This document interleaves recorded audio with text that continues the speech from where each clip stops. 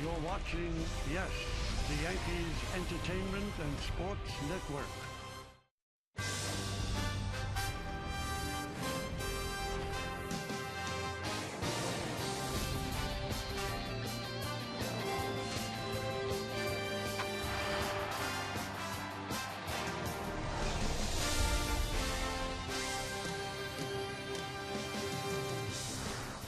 All right, we got some Tuesday night baseball on a beautiful night here in Tampa, Florida, and you get an opportunity to see Mariano Rivera. He is scheduled to pitch for the Yankees, and he's pitching against the Boston Red Sox. They brought Jacoby Ellsbury to Tampa, as well as the former MVP, Dustin Pedroia. So we're ready, and you are as well, as the Yes Network presents New York Yankees baseball.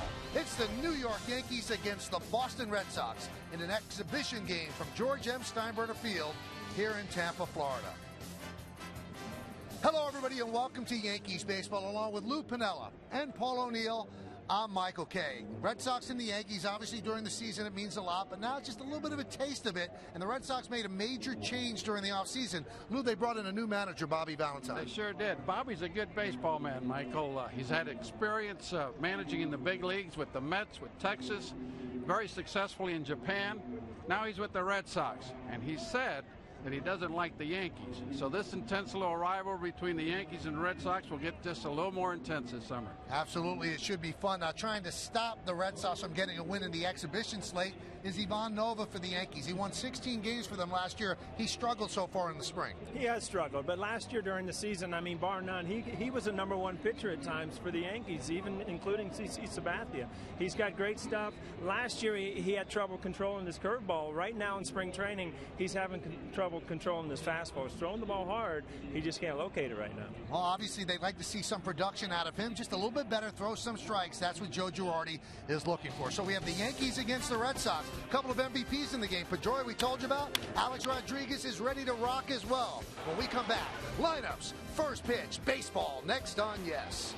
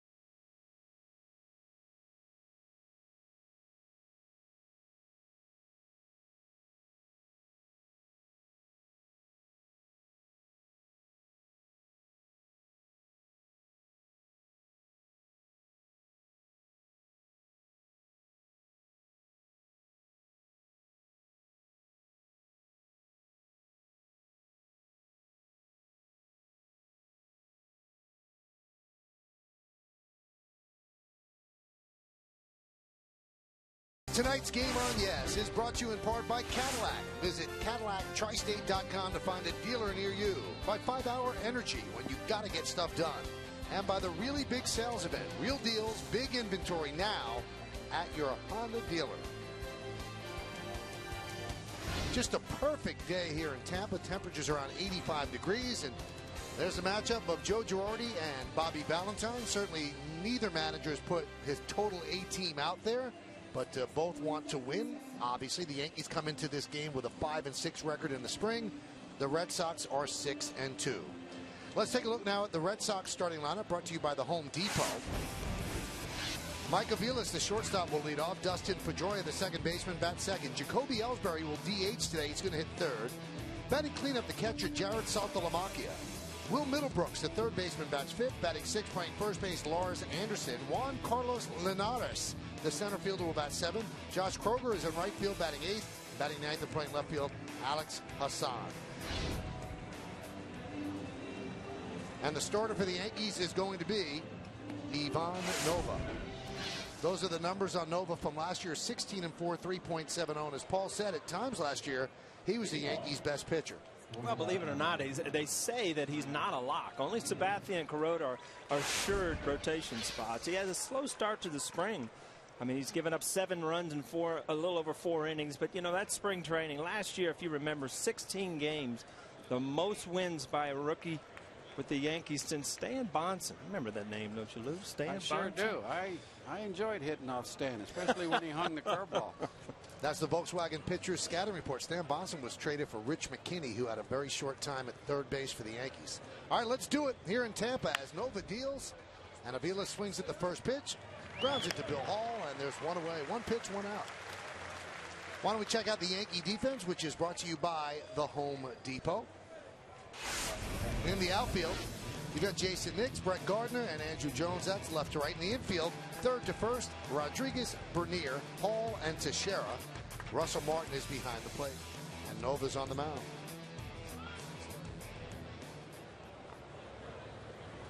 Here's Dustin Pedroia, and the pitch is low. Well, talking to Larry Rothschild, what they want Nova to do is get ahead with fastballs and then work on his changeup and curveballs, Paul.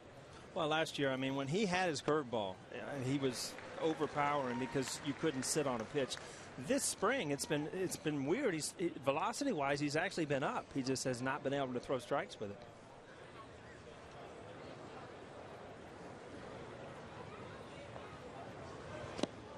And the thing that's really frustrating for him, he said in the bullpen, everything's been perfect. He's throwing strikes on the corners, but it hasn't been able to come out to the mound with him. I wonder, competing for a job, if it's affected him a little bit. It's amazing to me if you can look at the year that he had last year, 16 wins, and still come to a major league camp wondering if you're, you know, one of the top guys in the rotation. There's a strike. And as Paul said on the open, he's throwing with velocity. He's been at 94 to 96 at times. He just has not been able to throw it consistently for strikes. And Nova deals the 2-2. High fly ball, right field. Andrew Jones for the second out. Very smooth out there. Those are one of those pitches as a hitter. I don't care if it's spring training or the middle of June or whatever. You know you missed it. It was a changeup. Kind of hung it right over the middle of the plate. It's the ones you like to see when you're hitting the ball well. Well, anytime you get an off-speed pitch up in the zone, Paul, you like to do a little more with it than Pedroia did there. Those are the numbers that Nova has given the Yankees this spring. Again, just 4 2/3 innings, but everything is parsed and studied and put under the microscope. Here's Jacoby Ellsbury. Tried to get the bat out of the way. That's strike one. Tell you what a year this young man had last year. One of the best players in all of Major League Baseball. Paul, what do you think of he as a hitter?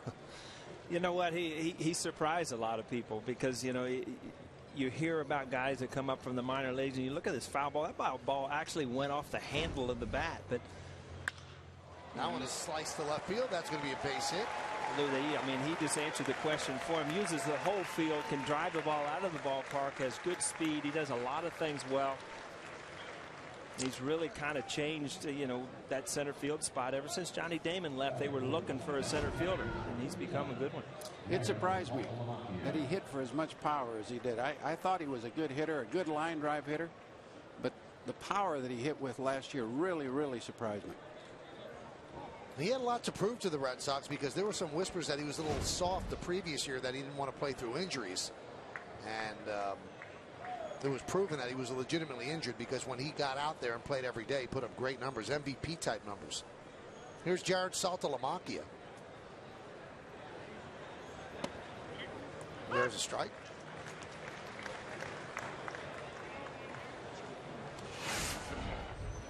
Saltalamacchia no longer will have Jason Varitek looking over his shoulder. The veteran catcher retired right before spring training. Kelly Shopik will back up Saltalamacchia.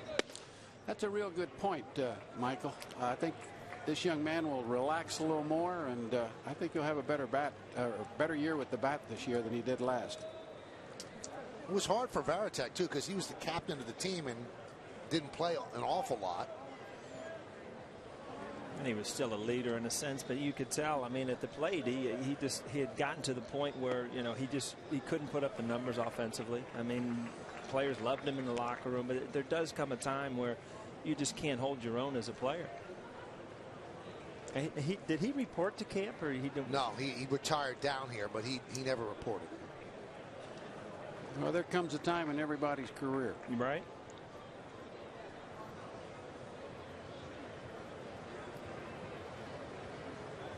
Runner goes. High fly ball, center field. Brett Gardner is there, and that's going to do it in the first. No runs a hit, no errors, and one man left on base. The Red Sox nothing, and the New York Yankees coming to bat.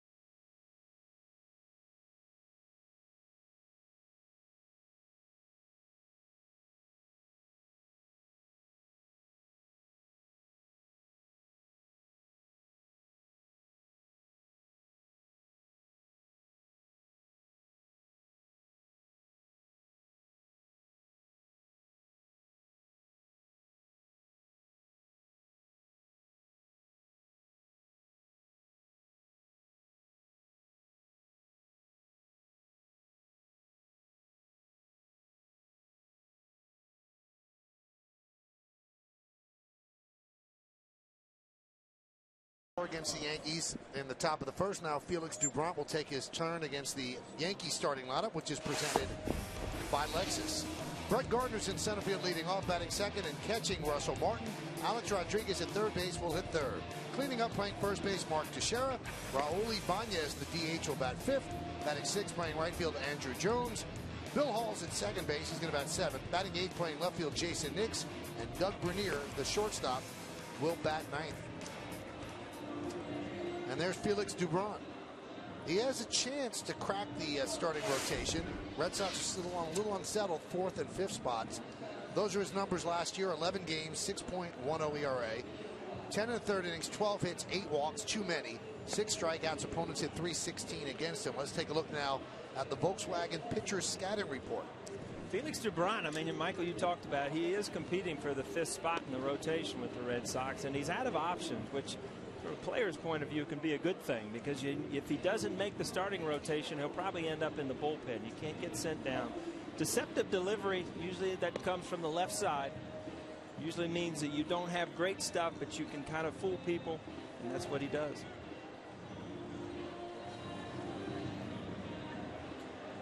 Red Sox top of the defense, the top of the rotation obviously is set with Beckett, with Lester, and with Buchholz, and after that we'll have to see. Let's take a look at the Red Sox defense, brought to you in part by the Home Depot. Hassan, Linares, and Kroger left to right in the outfield. Middlebrooks, Aviles, Pedroia, and Anderson third to first. Saltalamacchia behind the plate, and the lefty Felix Doubront is on the mound. So Derek Jeter has the night off, and Brett Gardner leads off. Brett will usually lead off against righties, and will be batting in the bottom of the order against lefties. But he's up there now against the lefty Doubront. Strike. You can see we talked about that deceptive delivery from the left side. You see it drops way down, kind of slings the ball across the body. As a lefty, sometimes you have a tendency you have to open up to see the ball. You kind of lose the vision of the outside corner. This is the kind of guy you like to face when you play, Paul. Hey, you know, the more that the lefties stayed on top, the better. The guys that dropped down, that just, I didn't pick up the ball as well.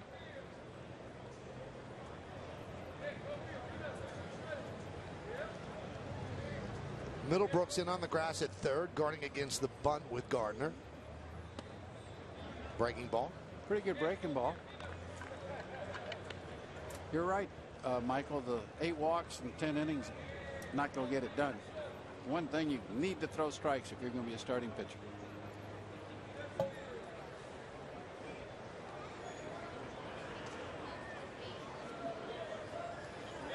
Red Sox have some tough decisions because right now they're 4th and 5th spots in the rotation. Daniel Bard would be number 4, so you take him out of the bullpen, you put him in the rotation, you weaken the bullpen. Number 5 would be Alfredo Aceves. You take him out of the bullpen, you put him in the rotation, you weaken the bullpen. So their bullpen is a little bit of a question mark this year. They don't have Papelbon, who left as a free agent. Andrew Bailey's the closer, and Mark Melanson came over from the Astros, and he's going to be the setup guy. Well, it's a lot different closing in Oakland than it is closing in Boston, especially in that tough division, American League East. Well, you've been through this as a player and as a manager. I mean, you've got guys, you know, vying for 4th and 5th spots, and as a manager, you have to know somewhat in your mind what you want to happen. I think so. You say to yourself, well, we'll let them compete. But truthfully, the manager and pitching coach, they have a pretty good idea how this thing's going to end up come April 4th, 5th, or 6th, whenever you open the season.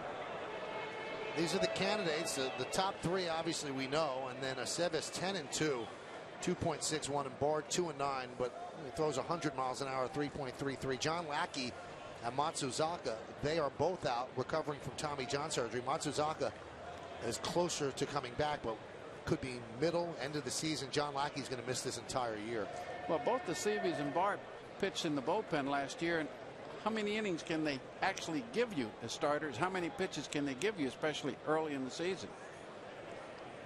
You know, Bard, to me, and I was talking to Al Leiter earlier on the field, is a question mark as a starter, because here's a guy that's been successful out of the bullpen with 1 pitch, an overpowering fastball. And I'll tell you one thing, if you go out and try to overpower people from the 1st inning to the 7th, it's not going to happen. I mean, you're going to have to learn other pitches. Line drive to Aviles, 1 away.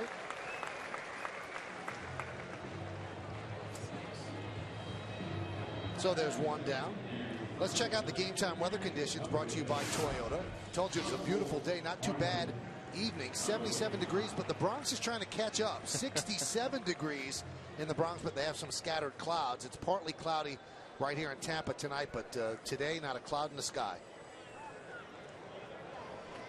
So you ran into Leiter and he decided not to do the game, Paul? Yeah, he's all over the place, man. We hear he's now in the truck. So now the producer and director Where's are not Waldo? concentrating. You know, they want him on out. the field. He's in the truck. Like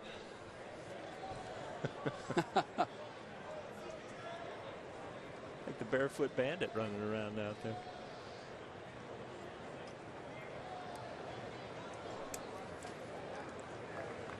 Russell Martin batting in the number 2 hole for the Yankees. And the 1-0. Ripped to right field for a base hit past the diving Anderson.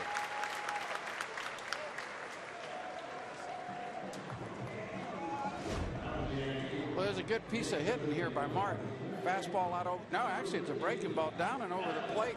And he didn't try to pull it. He stayed right with it and drove it into right field for a base hit. Lou, you look back at spring training, and that was what you wanted to do as a hitter. You wanted to stay up the middle. You wanted to stay in the opposite field, just because you know when the season starts, you can pull a pitch, but you get in bad habits pulling too much, and nothing better to shoot a line drive to the opposite field as a hitter in spring training. No question. You stay inside the ball, and a lot of good things happen. Here's Alex Rodriguez.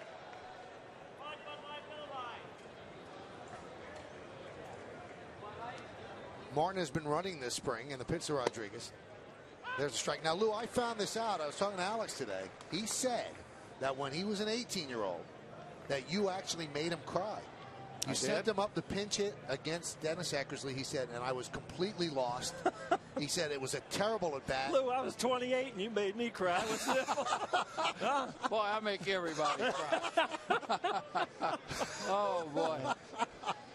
You looking back, you look at the A-Rod. I mean, that picture.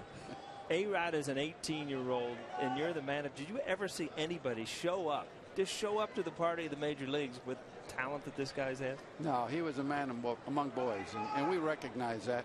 And, you know, truthfully, I should have never sent him up there against Eckersley. I mean, a young guy, 18 years old, against a pro with a, yeah. You remember that at bat? I don't remember the at bat, and I don't remember making him cry. But if he says it, I believe it. He said that he said, and he appreciates it to this day. He said, because in order to be a great leader, you have to hold people accountable. He said, and once he did that to me, he said, I will never be unprepared going up against Dennis Eckersley again, ever. And he says he appreciates that you did it. Well, it shows one thing: what confidence I had in this young man. Yeah, you wouldn't have yelled at him if you thought he couldn't take it. Well, I don't know.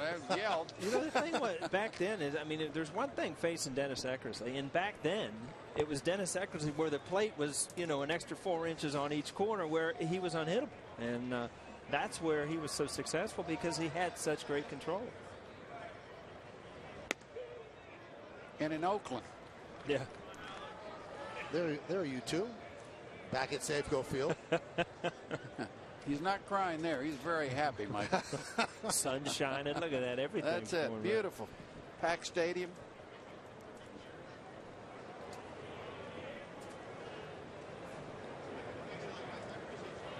The 2-1.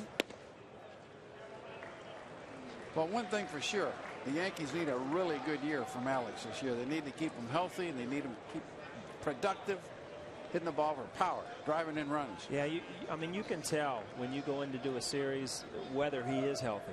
Just by watching him take batting practice, I mean, he'll start shooting balls out every part of the ballpark. And, you know, when he's feeling something, his hip in the past couple of years, you know, you have to kind of guide the bat. You just don't feel right about your swing.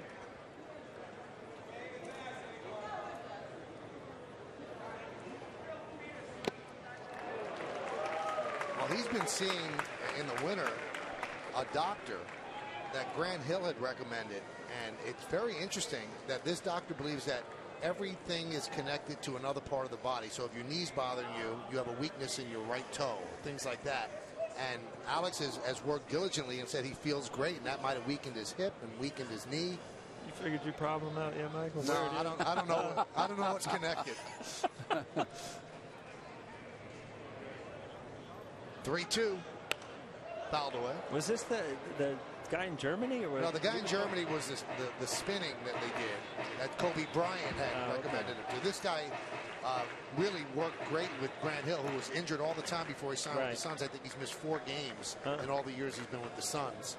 So he just thinks that everything in the body, weaknesses in one area of the body, can affect another. Can he help my golf game? I think he might. I think he might be able to. But Alex feels really good. He said, you can't predict anything. He said, but I have to be on the field more. He said, I can't play 99 games. I have to play more games than that. 3-2. And Alex works a walk.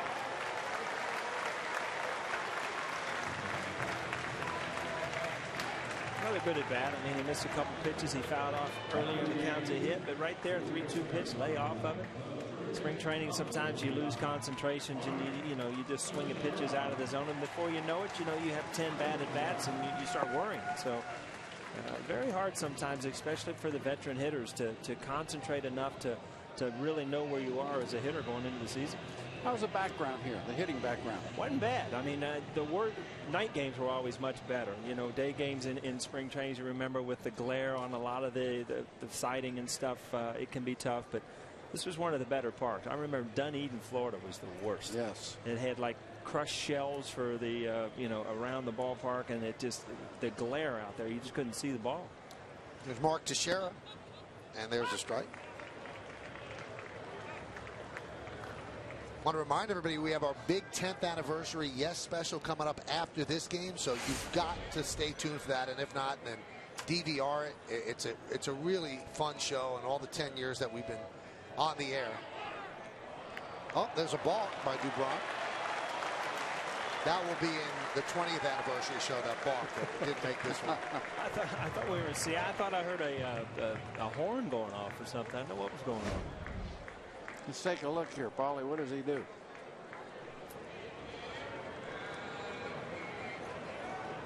We're going to study this thing, Michael. See, there's the horn. Something was going on. Yeah, that's a balk. That is a balk. That one is chopped right back to Dubron. There's one away. 2 away, I'm sorry. Now, the Red Sox did something there. I've seen Valentine do this with the Mets, and I wonder if it works, Lou. They start the infield back, and when the pitch is being delivered, they run forward. Does a hitter actually think about just putting the ball on the ground to score a run? He should. He should be looking for something to drive. And at the same time, he shouldn't even notice the infielders coming in. His total concentration should be right on the pitcher. And in the first inning, I don't like that play at all, to be honest with you. Bringing the infield in. Not at all. Because you'd give up the 1 run, but you don't want to give up the 2. 1 run. If you don't score that day, you're not going to win anyway. Here's Raul Ibanez. You will not see him play many starts against left-handers during the season, but he's starting today against the lefty. And this is what Valentine did with the Red Sox. As the pitch is at the position, they're back. And then they run forward. Well, that play there in the 8th or 9th inning, okay, but not in the first inning, and not in the spring training game. Those are one of those at-bats that you look at Mark Teixeira, and sure, it's spring training. It's very easy to go home and forget about that. You know, in the middle of the season, those at-bats haunt you at night when you're laying in bed. But those are the at-bats that you want to know going into the season that you can come through, that you can at least get that guy in from third. I've gotten up in the middle of the night many times, and my wife's screaming, think there's a burglar in the house. Yeah. I've got a bat. I'll tell you what. With a bat like that, yes. That bat you were looking for, I was usually sleeping with it under the bed or something because I heard it was good luck or something. Michael, you didn't realize the weird things that players do, you know? Well, your wife has told me some of the strange stuff you do. Yeah, it is a little kid's game, and it's fun to play, but boy, I tell you what, when it's your livelihood, weird things go on in your mind when things aren't going well. Hitters are superstitious, aren't they? 2-1. 2-2. Lou, did you do the practice swing in left field like Paul used to do in right? Yeah, I think Paul and I worked on the same thing. Yeah, I used to. Guidry always gets on me about. He'd look back and hear my in my stance with my swing out there.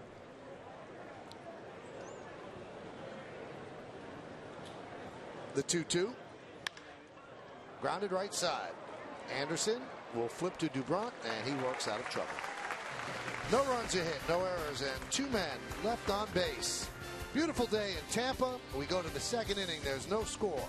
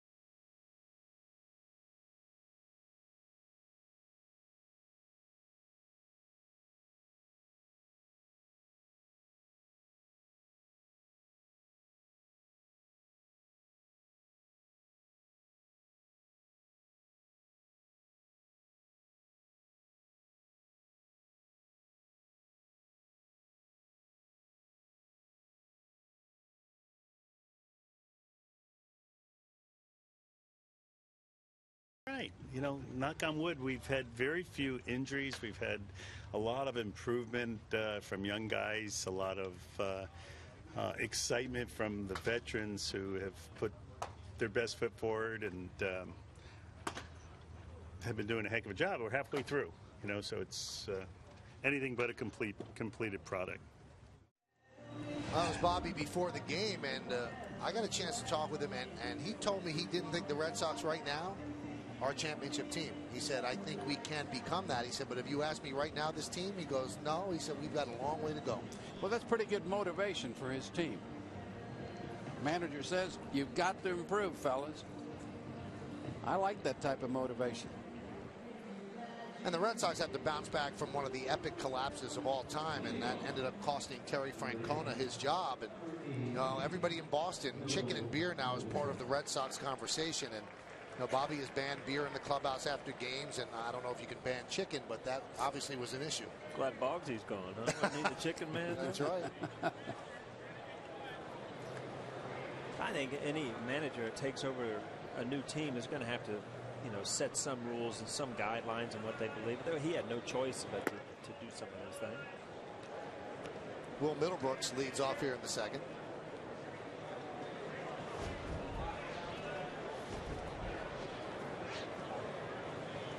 Lou, when you managed, did you ever have players go back in the clubhouse during the game? Well, I'm sure they did, but we didn't let them stay there all that long. And the beer issue, it's a good one because grounded to short. Bernier makes a throw, one away. Because when you come back off of a road trip, you don't really want to have players drinking beer on the airplane and having problems going home. After the ball games in your home ballpark, you still have to drive home, traffic. So it's an issue that a lot of teams are addressing, and basically they're stopping the use of alcohol in the clubhouse. Here's Lars Anderson. That's what he did last year with AAA Pawtucket. Paul, you like to have a beer after the game? A little red wine guy right now. Oh, how about that? But you know what I did like, and I heard Big Papi talk about it, and here's a new manager coming in, putting these rules, and Papi's been there for a while, and he flat out said, hey, we're here to play baseball. If you want to have a drink, wait till you get home. And there was no other questions. It was very good on his part, being one of the leaders of this team. The 0-1. It's going to be interesting because obviously when you let go of a Francona who's kind of a laid-back manager, you're going to bring in somebody who's the opposite of that. And this is a veteran-laden team. Big Papi's been around forever. Adrian Gonzalez, Josh Beckett, John Lester is a young veteran. And Valentine said, you know what, no one likes change except for the person who's implementing it. He said, so I don't expect them to like the fact that things are going to change here. He said, but over time they will. Well, Bobby's a good leader, and like I said, he's an experienced major league manager. He's been through the ropes. I think he'll do a nice job with the Red Sox, and I feel that the media will enjoy having Bobby over there. I think the players will enjoy playing for him, too. 1-2. 2-2. But I'll tell you what, after a ball game, especially a good win, I enjoyed a cold beer in my manager's office.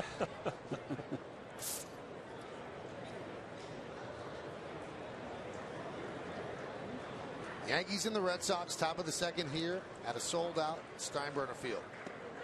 Strike three.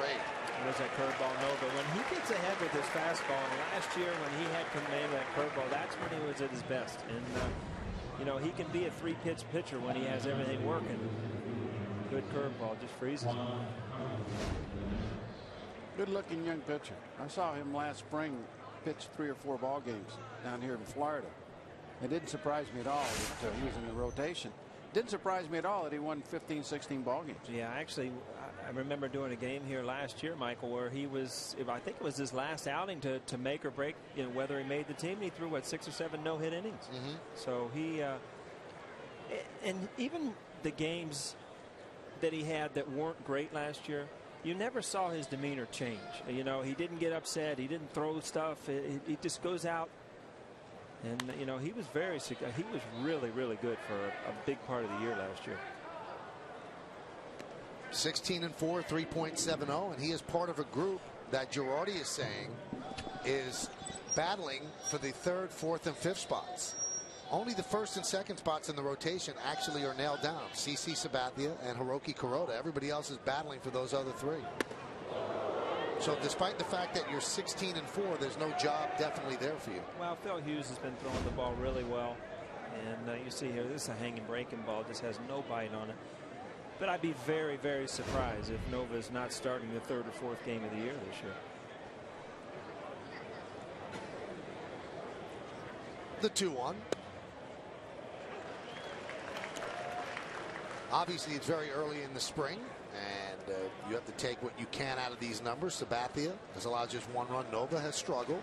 Pineda's looked okay. Kuroda is not happy with his own performance, but thinks he will get better. As Nova works a 1-2-3 inning, retiring Linares on the ground ball is short. Red Sox go down 1-2-3. We go to the bottom of the second. There is no score on yes.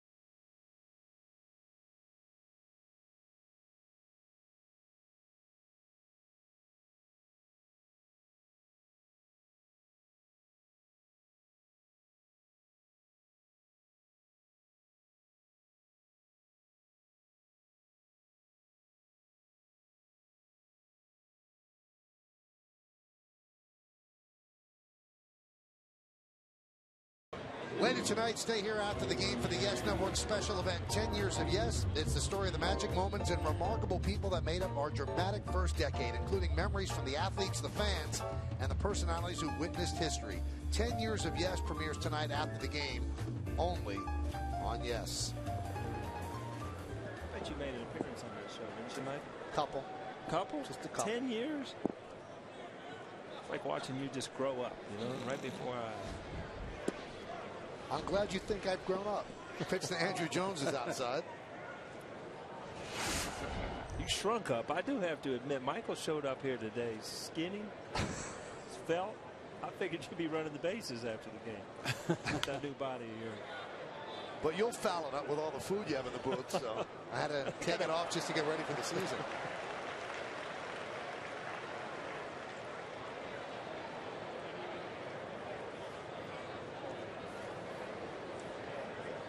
Here comes the food, Paul. Cotton candy. 1-1. Breaking ball strike. Oh, look, that's healthy. Well, we just had the Florida State Fair here in Tampa. Food was wonderful. The 1-2. Now they're having the Strawberry Festival. Remember when we spring trained in Plant City with the Reds? Oh, yeah, I remember. There wasn't much else to do there. You actually look forward to the Strawberry Festival.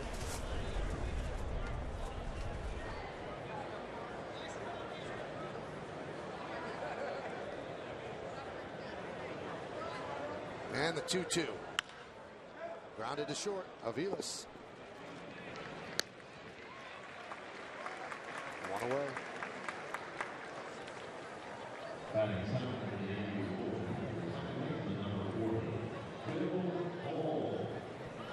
One down as Jones retreats to the dugout. That'll bring up Bill Hall, battling for one of the utility spots on this Yankee team.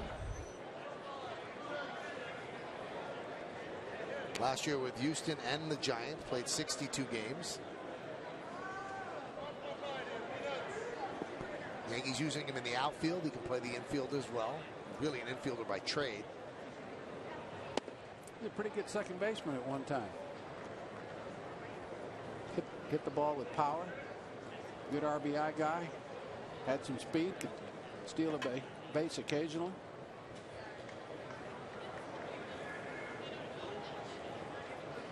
Kind of getting back into the game, the stolen bases. You've seen them start to come up the last couple of years, you know, and especially when you were out in Seattle, you had so many home run hitters. You didn't run a lot. A lot of teams backed away from it. It's an exciting part of the game, I think, when I like you got guys in motion. I like it. I like hitting and running. I like that double steal. Stay away from the double play. Put pressure on the catcher and the pitcher and the infielders. 1-1. 2-1. Not as many home runs are being hit in the big leagues in the past few years. Right.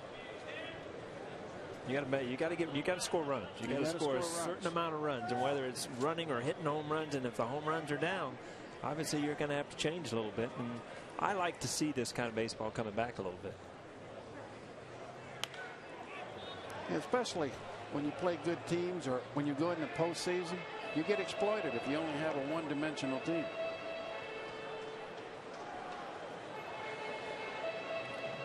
Some managers like it, some don't. Earl Weaver didn't like it. He liked the three-run homer. He just sat back waiting for the three-run home run. Yeah, but he had Jim Palmer and he had Abe McNally. Cuellar, yeah. Dobson. He had Brooks Robinson and Belanger and Paul Blair up the middle. I mean, it's easy to wait for that three-run homer. He could wait for the three-run homer, yeah. Here's the 2-2. Singleton, Murray.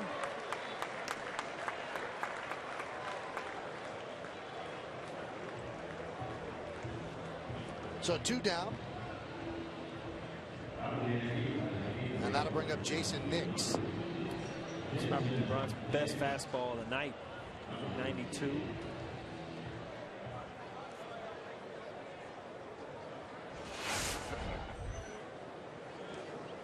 I walked in today and I was walking around the locker room, and at everybody's locker we're all, you know, the bat people and the gloves and the sunglass people, and those are the little things that spring training are fun, especially if you're a new guy, you're not accustomed to having the Oakley guy drop off a few sets of glasses and your new batting gloves and people picking out new models of bats, and this is where it all gets done, down in spring training, because once you get up north, you want everything to be right and be ready to go. I've never seen so many different bat manufacturers. Yeah, and because of the maple, they brought maple into the game, and everybody has. It used to be that you would pick out pretty much a model that somebody else had. I mean, I used a C243, which C was for Rod Carew, and now you pretty much can tell them exactly what you want, and you make your own model.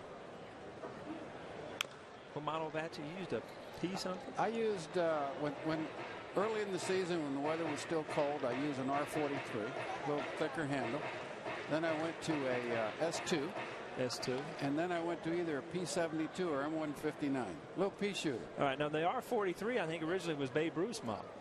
And well, then Babe Ruth, I wasn't. The S2 was Stan Williams. Stan Musial. Stan Musial, I'm sorry. Yes. Yeah, Stan Williams was the pitcher. He didn't do much with it. No, he didn't.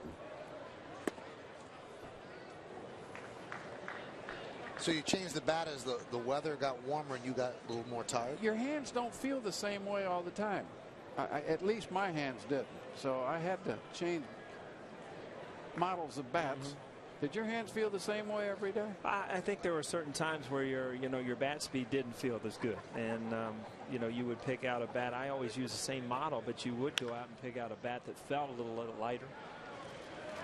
And that'll do it. 1-2-3 inning as Middlebrooks fires across the diamond, and Dubron has worked 2 scoreless innings against the Yankees. We've played 2, no score. That's because Paul O'Neill's not in the lineup. That bat did you proud, Paul. No, it looks like an out. No.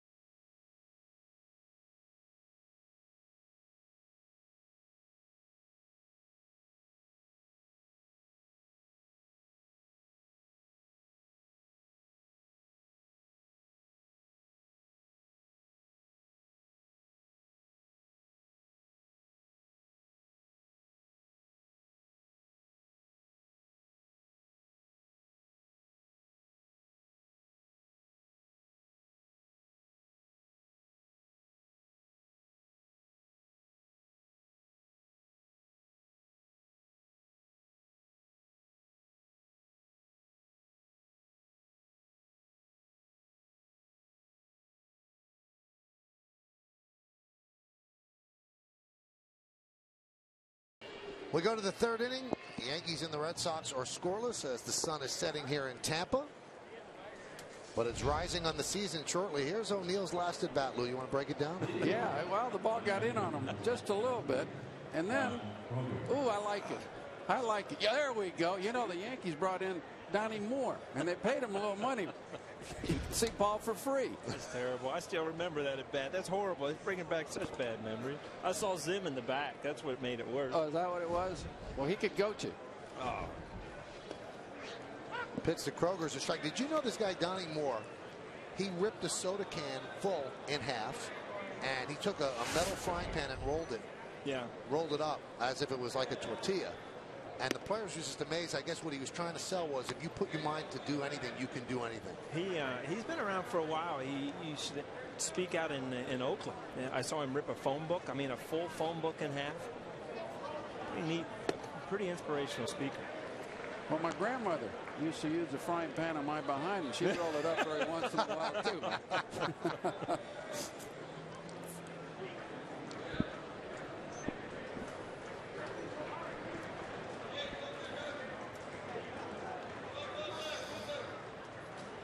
Nova deals the 1-2. Pitch is high, 2-2.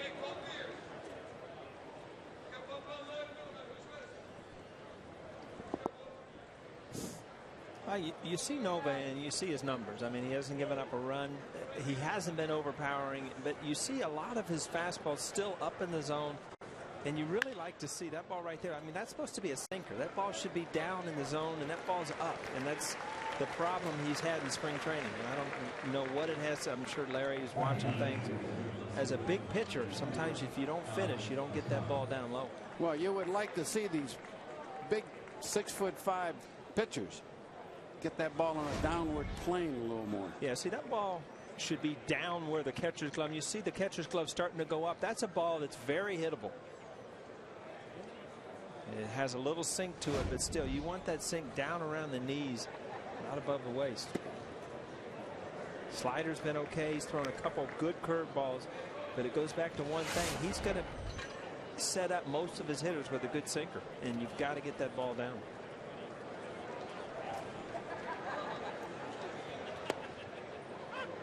Count 1-1. Good 93-mile-an-hour fastball. Well, it comes out of his hand real easy.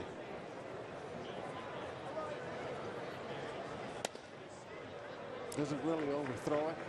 Got good rhythm. He could pitch for me. Well, I mean, you look at him on the mound. He's got that perfect pitcher's body, the long arms, and you know, tall guys will always a little bit tougher to pick up as a hitter. You're right, he doesn't overthrow.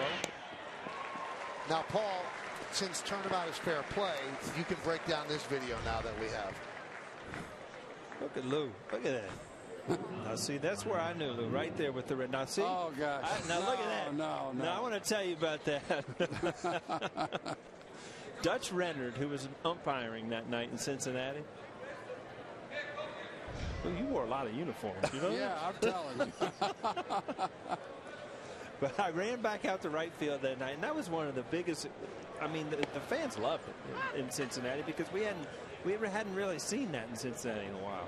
And Dutch Renner, who was the umpire, I run out to right field. You had been ejected, gone up into the clubhouse, and he's like, you know, I really like the guy, but you cannot throw the bases around. I don't blame him. I don't blame him. Andrew Jones puts that away to retire Aviles, and a 1-2-3 inning as Nova has retired 7 in a row since a double by Jacoby Ellsbury in the first. We go to the third. No score.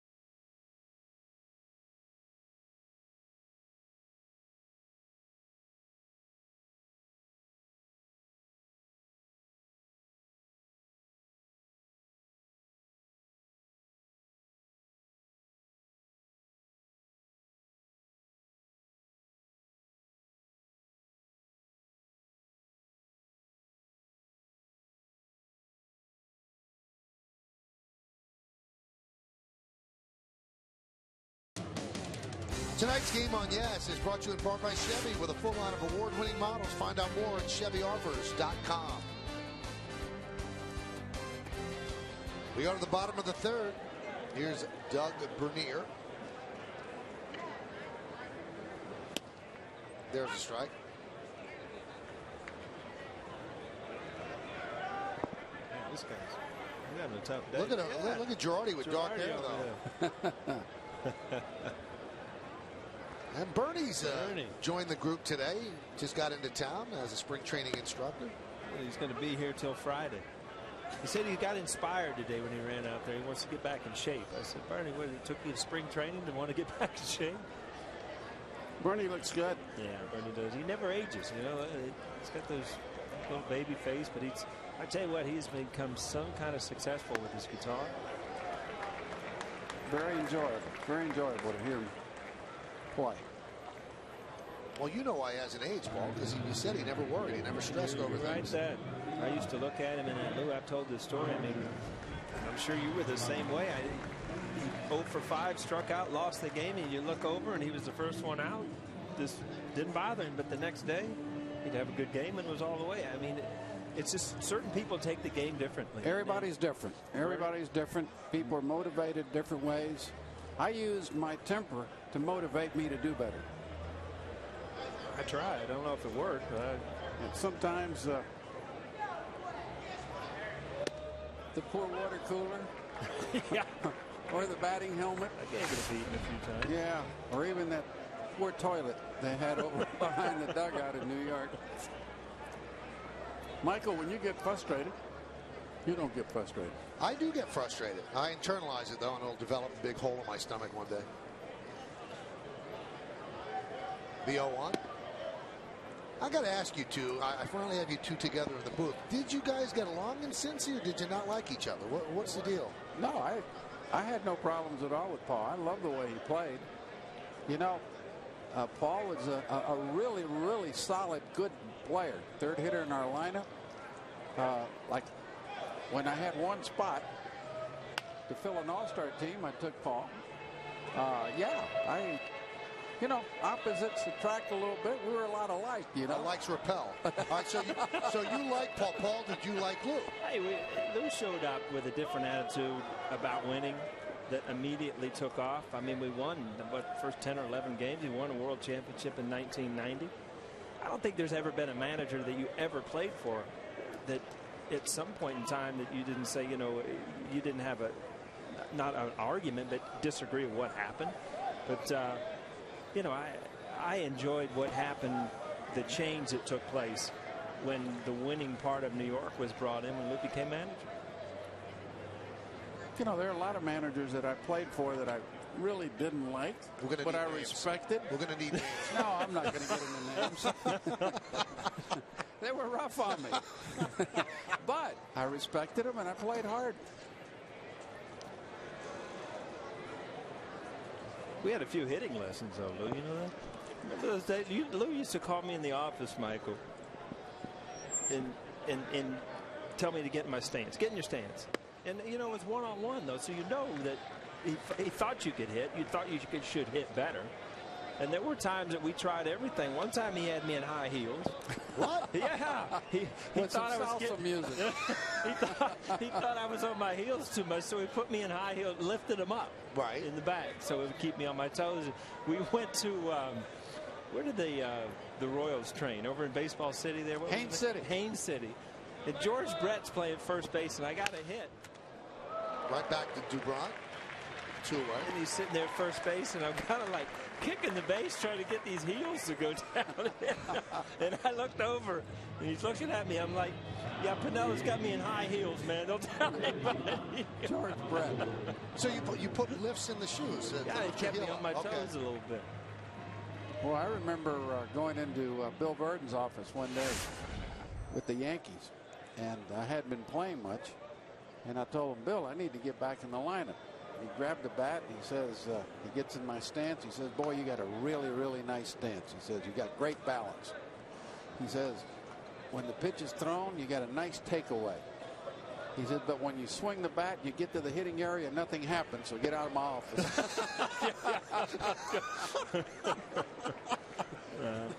Oh, we could cross one of the managers you didn't like playing for off the list. No, I actually like Bill. Bill Burton was the manager right before Billy Moore. Exactly.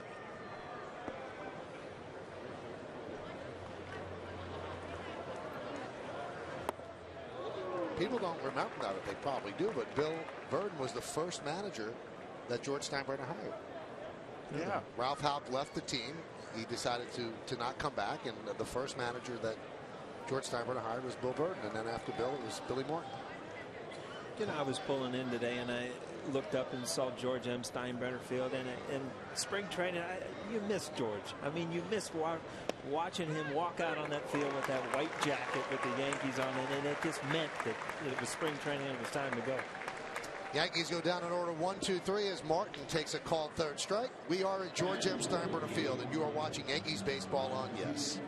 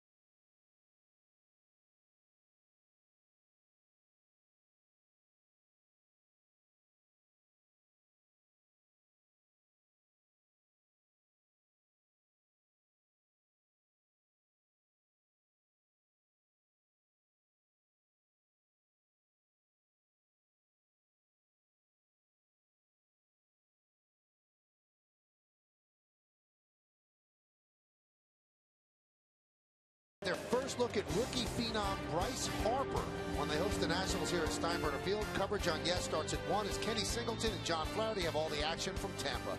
Nationals-Yankees, it all starts Friday at 1 only on Yes. And there's a chance that Bryce Harper, who's 18 years old, might make the Nationals as one of their starting outfielders. And Davey Johnson has had young players before. He brought up Dwight Gooden as a teenager and got great production out of him.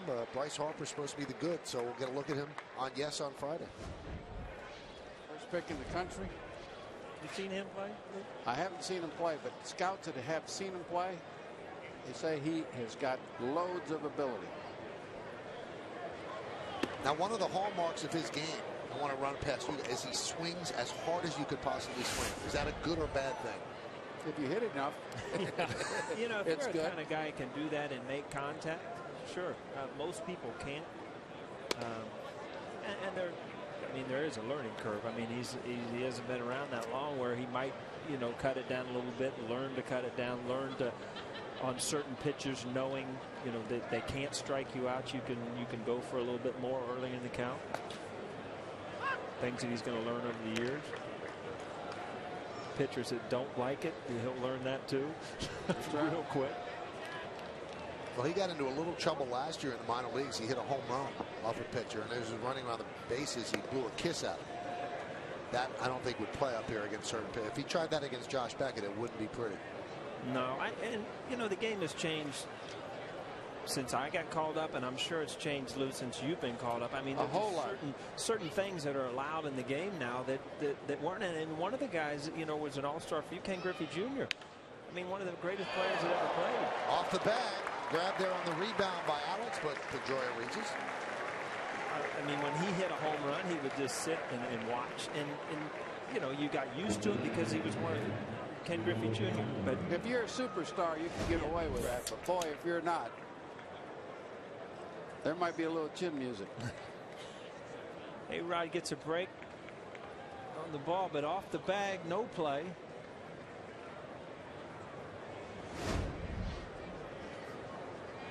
You know, Pedroia is one of those guys that you know, swings hard every time up. I mean, you know, he has somewhat good power for his size, but I mean, he's not going to lay back, and it hadn't cost him anything.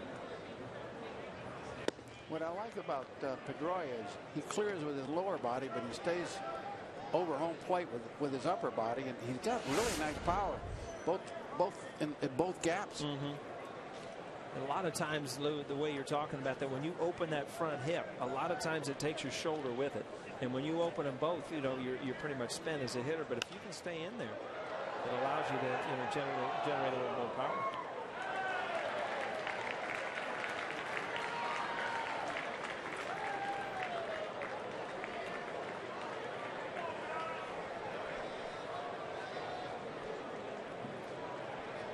One count.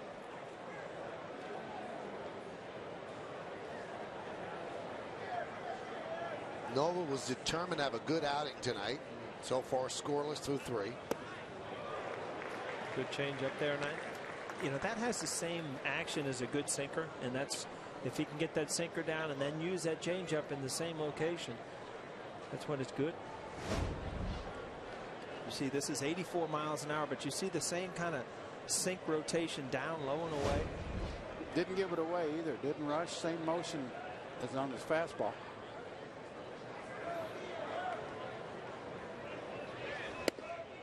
I'll tell you, the Yankees are well fortified with young arms. You got Nova, you got Pineda, you got Betances, you got Warren, you got Phelps. I mean, they're coming. Benuelis. I mean, they're in good shape with young pitchers. It's just a question of experience, a little maturity. But they're loaded with young pitching, and that bodes very well for any organization. Long set by Nova. Strike 3. Got him with the fastball. Now the Red Sox have to try to get over an awful ending last year. Jack Curry caught up with Dustin Pedroia and asked him, how do you do that? It takes time. You know, I mean, it was hard on a lot of us. You know, you compete for that long and, you know, don't accomplish your goals of getting in and trying to play for a World Series. So it takes some time, but we're working hard and trying to get past it. Well, the players are trying to get past it, and the fan base is trying to get past it as well. They have not reacted well to that collapse. Yeah, I mean, if you look at the numbers and the odds of something like that happen with the players that they have, it's unbelievable. And, you know, looking back, I mean, Lou, you went through it on the other end where you caught the Boston Red Sox. What year was that? That was in '78. We were 14.5 behind them at the All-Star break. But, you know, you carry a 9-10 game lead into September. You don't expect a veteran team to get beat. No, especially when you got John Lester, I mean, taking them out. You figure in a month 4 or 5 times. Josh Beckett 4 or 5 times. You figure that they're going to pick up something. Lester had 1 win in September. And, you know, things like that just can't happen. It happened to Boston. It happened to Atlanta in the National League also. 9 games in front on September 2nd, and by the end of the year, it was gone. The 1-0. Foul back. Yeah, I thought Boston had as good a talent as anybody, especially their team on the field. You know, the one thing that I look at last year that they didn't have was a healthy Kevin Youkilis, and he is a huge part of their offense and a huge part of their team. And that's, you know, one of the big question marks. If you get him back out on the field, getting on base, hitting .330, driving in runs, you know, that's going to be a game changer for the Red Sox this year. 1-1. 1-2. Got a fastball by him. Well, Fenway Park is an offensive park. Oh, there's no doubt. You can score runs there. They're a team that really plays to that home field advantage too. I mean, they're very good at home when they're having good years. So, you know, they take advantage of that Fenway Park, that short left field wall. Boy, they've had some great players there, Michael, over the years, haven't they? Amazing. They really have.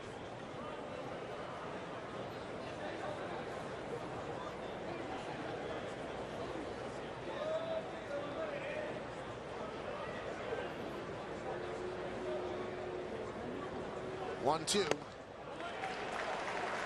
Foul tip. Strike 3.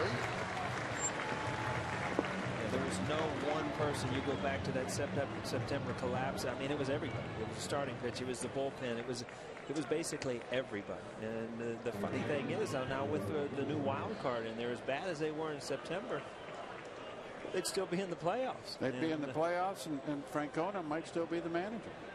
And Valentine would still be in the ESPN booth. Bobby. There's Middlebrooks, fouled away. You like that new wild card? I do like it because I think it makes you play harder to win the division, because there's a real disincentive to be the wild card. You play the whole year and you got 1 game to get into the playoffs essentially.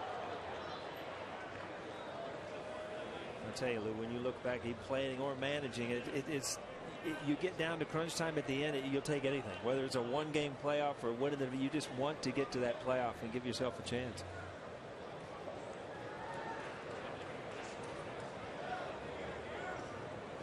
The 0-1. 0-2. Nova's been very, very impressive. He's getting his breaking ball over.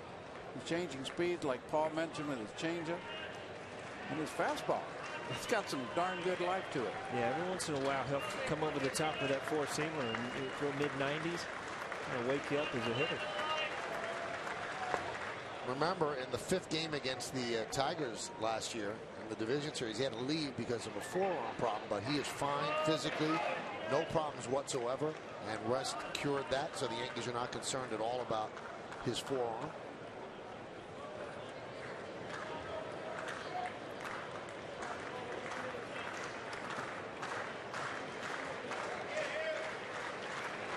We'll see Mariano Rivera in this game. This could be the last inning, probably is the last inning for Nova. 1-2. 94 high, 2-2.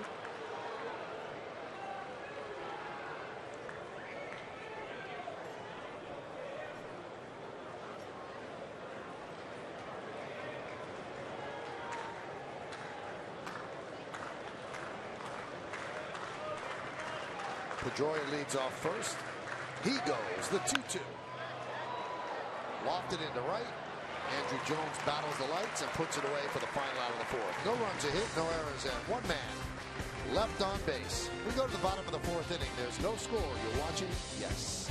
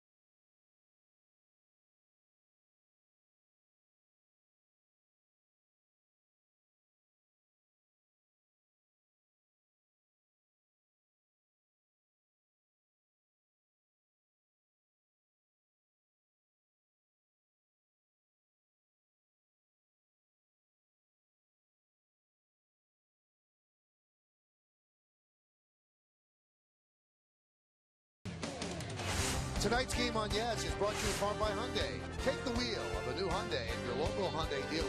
By Wendy's. Head to Wendy's and try one of our double WW cheeseburgers. Dig into the W today. And by BMW, the ultimate driving machine. I'm going to try that again, Paul. You want that cheeseburger so bad you can't even get it out of your mouth over there. W double cheeseburgers. There you go. Not much wind here at Steinbrenner Field as we go to the bottom of the fourth. Lou, I came up with something I thought about you. I had to ask you. The Red Sox will not take infield practice with their coaches using a fungo bat because they believe that it doesn't come off a fungo bat the same way that it comes off a real bat. So they make the coaches use real bats. Buy it or not? No, I don't buy it. No, that's a tough sell there. That's some things just don't make sense. Now, I asked some coaches, and they said, well, there's something to it, but you can't expect the coach to hit 1,000 ground balls swinging a regular bat. And you can't expect the coach to hit the ball as hard as Alex Rodriguez hit the ball on the ground.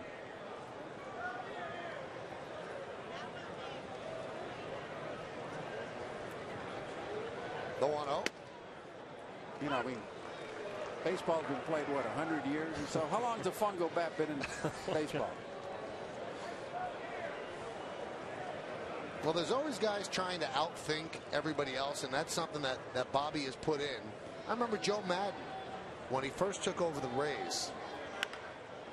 Ground ball, foul. And he said something really interesting. He said, I've considered, he's never done it, this was about 4 years ago, that when you give a guy a day off and you make him sit in the dugout, he goes, it's not really a day off because you could use him as a pinch hitter. He said, I'd like to give a guy a day off and say, go into the stands and sit and watch the game in street clothes where you know you're not going to play and it's a total relaxing game. Now, that would be very relaxing for Derek Jeter to go sit in the stands in New York. Huh? Well, he's in a luxury box, I'm sure. But you know what? There is a difference when, in late in the year, a manager would tell a player, you're out. You're not playing today. Now, when you don't start and you know you might pinch hit, you know you're on your toes, and you're right. I hated having days off and then pinch hit, and then you go home 0 for 1 or something. I mean, that's just as frustrating as playing and going 0 for 4. And usually when you get that at bat, the other team's got a left-hander ready for you. And if it meant something, then you felt like you were responsible for not coming through or winning the game or something like that. So yeah, it can be frustrating. Well, I didn't like either of those ideas. The Madden idea nor the Valentine idea. But I'm more of a traditionalist.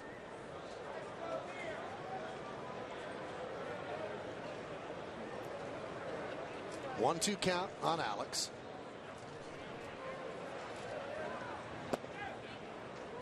Did an interview with Alex today for the spring training special that we'll have on Yes later on this month, and He said the high point for him with the Yankees was winning the championship. He said because it meant so much the way I thought of myself and the way other people thought of me as well. He wasn't just a passenger on that championship team. He was one of the leaders, and if it wasn't for him, they might not have gotten to that World Series. Well, how you're defined as a player. How many rings do you have on your finger? It's a shame that it happens to be that. Right. And it's not just baseball, it's every sport. Every sport. And sometimes it's not fair in baseball because you could be the greatest player in the world, and if a team doesn't have pitching, I mean, is Don Mattingly a better player than some people that have rings and he doesn't have a ring? Mattingly was a great player. It shouldn't be that, but it gets to be that way. What's the James from LeBron James? LeBron James. Yeah. From the Heat. I'll tell you one thing, that might change by the end of this year. They're off to some kind of start.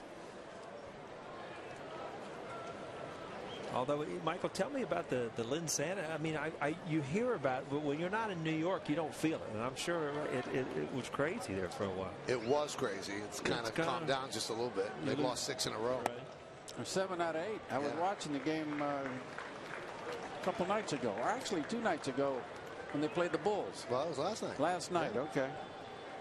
Yeah, they've struggled quite a bit. But when it was rolling, it was like nothing you've ever seen. It's amazing how things like that just take over the sports world. And it's every year something happens. 3-2 to A-Rod. Good at bat. Base hit. It had that sound there, Lou. It's, somebody hit one hard. That sounded like a fungal. Alex Rodriguez, and when he covers the ball and he makes good contact, it's just got that good sound right up the middle. Alex running pretty well. Feel pretty good tonight. That was that sound you talked about. Yeah, Oh, boy. There's some guys you can get. I'm sure you guys could do this. You stand behind the batting cage. You know if Alex Rodriguez is hitting if you close your eyes, just the way it sounds. McGuire was like that. Canseco, guys that just hit the ball a little bit harder. Here's Teixeira. I remember I played with Oscar Gamble. Really good left-hand hitter. He used to bail a little bit at home plate, stand right on it, and well away. And he did a ball in the stands, and you'd ask Oscar, "Did you get it, Oscar?" He said, "Did you see where it landed?" I said, "Yeah." He said, "I didn't get it."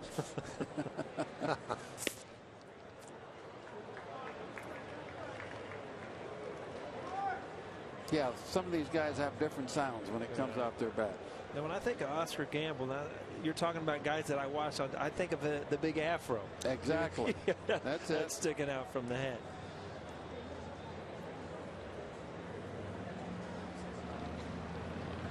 Now, Lou, he didn't have as big an afro with the Yankees because I would assume that George Steinbrenner made him cut it. Yeah, he had him. He'd have his helmet on his head, and then they'd trim around the helmet.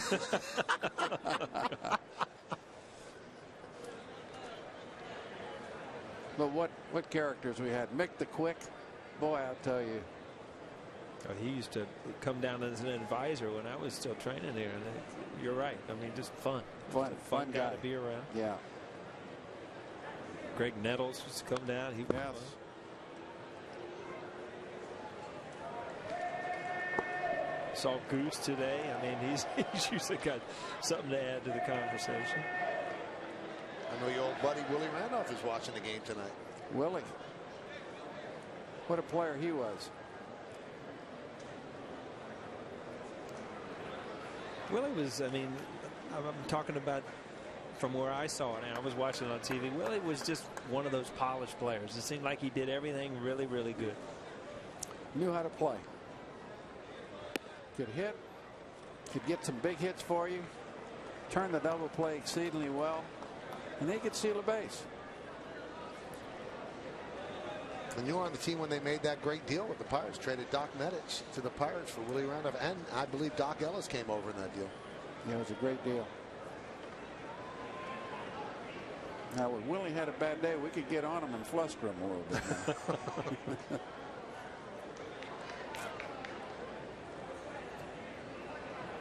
3-2. Grounded to third. There's one. And there's two. So Middlebrook starts to 5-4-3. There's Willie's career, 18 seasons as a player, Yankee captain, 86 to 88, 6-time All-Star, Yankee coach for 10 years, 6-time world champion, 2 as a player, 4 as a coach, and managed the Mets from 2005 through the middle of 2008. Yeah, nice young man, wonderful wife, Gretchen, kids. I think his daughter's getting married this year. Yes, He better get into his bank account a little bit. I've got a son. He's got a daughter. He's got to pay for the whole thing. I got a son getting married this summer. Oh, boy. Woo. That makes you feel young, huh? Sure does.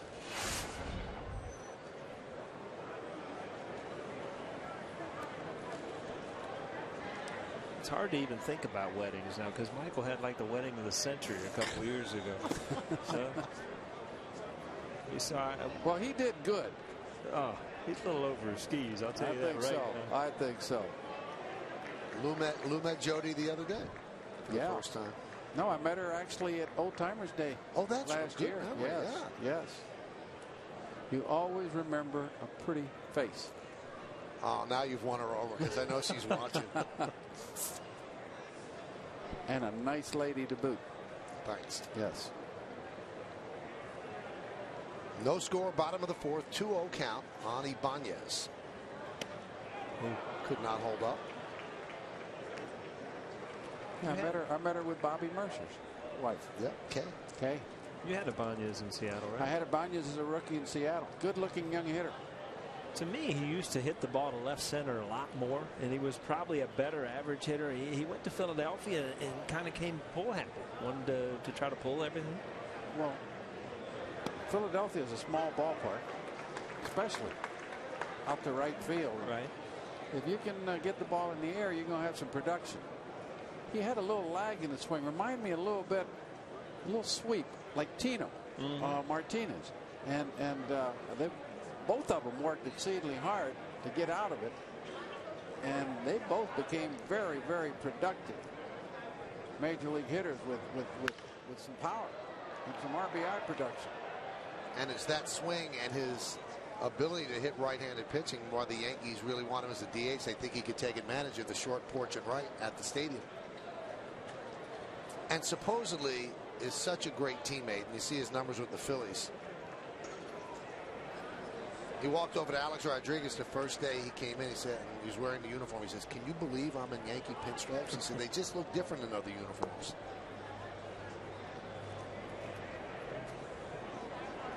The 2-2.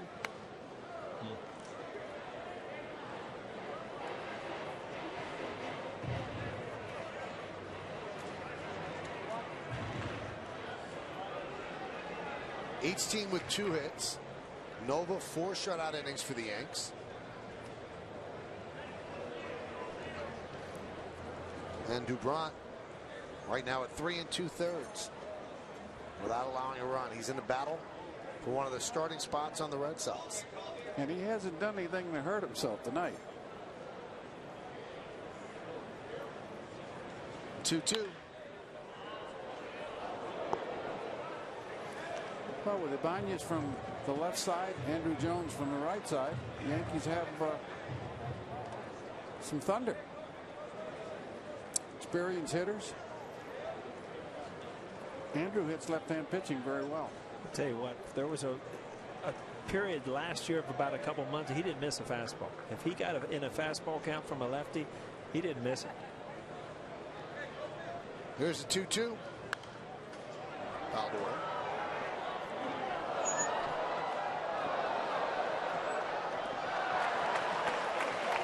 You know, even though you might not be playing against left-handers when the season starts, it's always good, especially in spring training, to give a left-hand hitter a lot of at-bats against left-hand pitching. It keeps them in there more. Makes you use the other side of the field. Makes you wait a little longer. You know, there's no way to hit lefties when you're bailing out. I tried it for years, Lou. It doesn't work.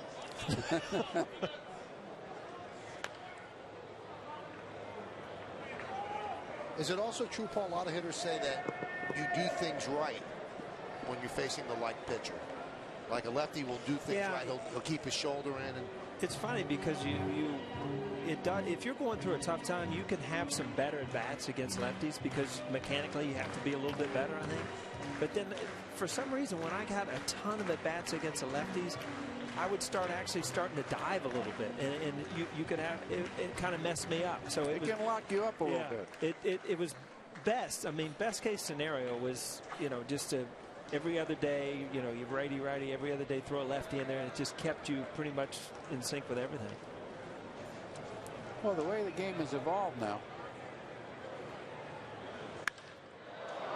High fly ball, center field. That's in the park. Linares is there for the final out. So we played 4. There's no score. Now, that ball would have gone out if Willie hit it, Lou. There you go. He's showing his muscles there in the old days. Willie Randolph. There's Willie. Ricky Henderson.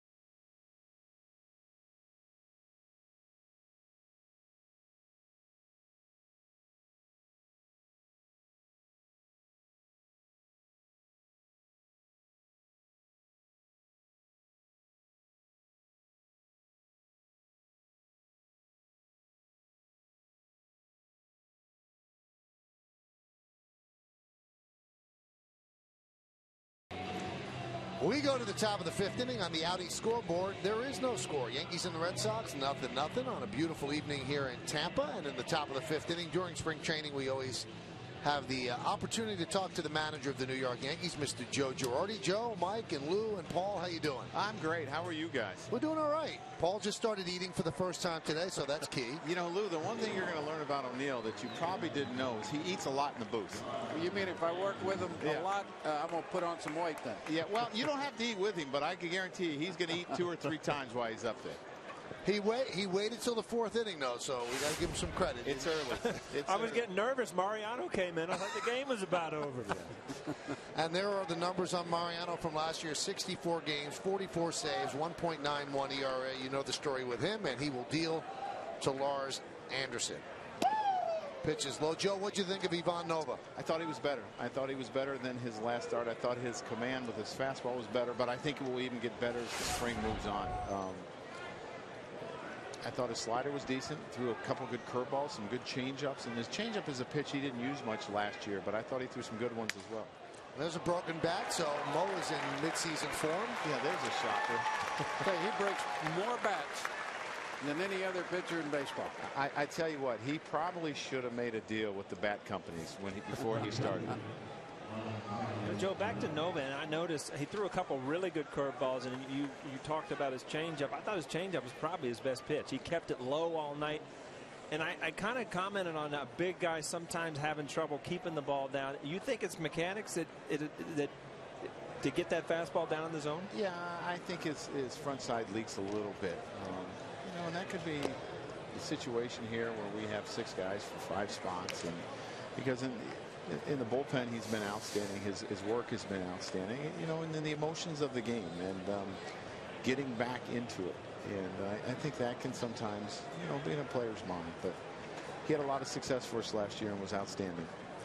1-0. Now, Joe, the guy that's in that locker room every day with you, Yogi Berra once said, it gets late early. When do you really start to pay attention to what a pitcher does? When do you start to pay attention to results? Well, I think you start to pay a little attention now, but the next two, the fourth and fifth starts, I think are pretty important for guys because you feel that their arm strength is pretty good at that point. They've had a chance to mix in some of their pitches because you throw 2 innings, you may not throw, but maybe 1 curveball, or you throw 3 innings and maybe you get 2 or 3 changeups. But as they start to go 5 and 6 innings, they can work their stuff a lot more. Another broken bat.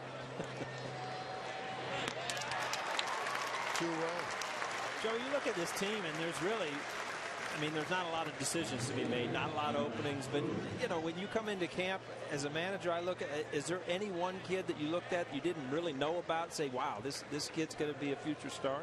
We have a couple. Zola Amante has impressed us a lot. He's a 22-year-old outfielder. Switch hitter. Bernie was talking to him earlier, which I thought was really kind of neat. Has swung the bat outstanding left-handed. And Brett Marshall's a guy that's coming off an injury. He'll probably be a starter in Double-A. We've seen him as high as 95 with good sink, good changeup. He's been impressive as well. Amante reminds me a little bit of Cano. Yeah, you watch him left-handed. He's got some sock to the bat, so we're excited about this young man. Ground ball up the middle. 3 broken bats. But they could not come up with the scoop. So Kruger reaches. Well, maybe Louisville Slugger wanted 1 more. Now, Joe, one of the jokes of the last 10 years is that Mariano, we'll see the bad throw by Hall, never wears a road gray. But you guys are on the road for a while toward the end. In Miami and Port St. Lucie, is he going to have to wear a road gray? We talked about that today, as a matter of fact. He will be probably making that trip and getting at least 1 outing on that trip because you start to back it up. He won't throw 2 days before the season or the day before the season. So at some point, we got to get him work. So I think he's going to put on a pair of gray pants. You might want to fly him ahead. He's probably not used to those bus trips. Well, we are flying, so that's one of the reasons that he's probably doing it. Any hitter has impressed you so far this spring? Almonte was the one young man. I think Alex has had an outstanding spring. You watch his at-bats. They have been very good. Swish as at-bats have been very good. I've been pleased with Russell's at-bats. So, we're getting there. Grandy swung the bat pretty well for us. Runner goes, throw to second, not in time. And I don't get too caught up in their at-bats early on. They're not playing every day. They play a day, they have a day off. They maybe play a couple days, they have a couple days a day off. So, you start to look at the last 10, 15 days as they've got some at-bats under their belt and their timing is good. That's when you really start to pay attention.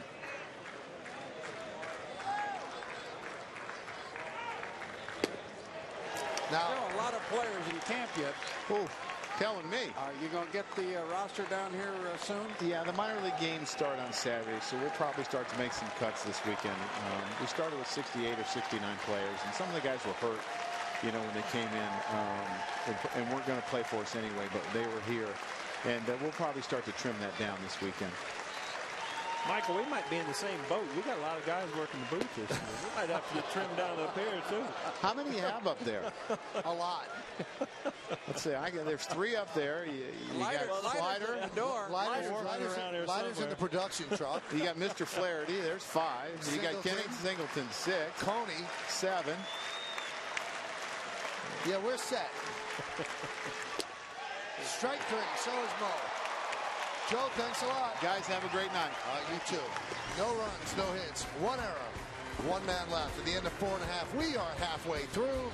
Yankees and the Red Sox, 0-0.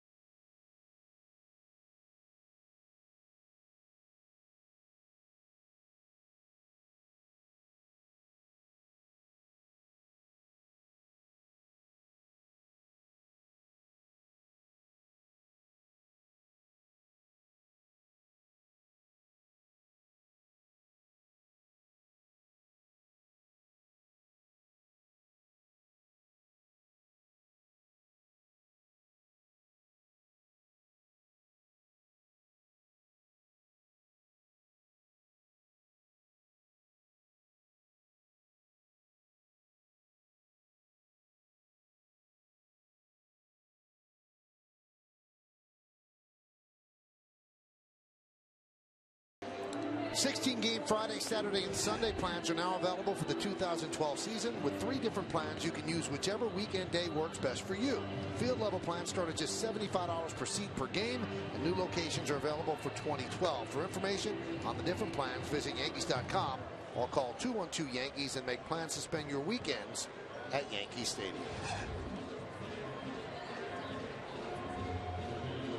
Red Sox and the Yankees. On the Audi scoreboard, there is no score. New pitcher for the Red Sox is Michael Bowden, and Darnell McDonald takes over in center field. Those are the numbers last year in the bigs for Bowden. 19 hits in 20 innings, 11 walks, 17 strikeouts.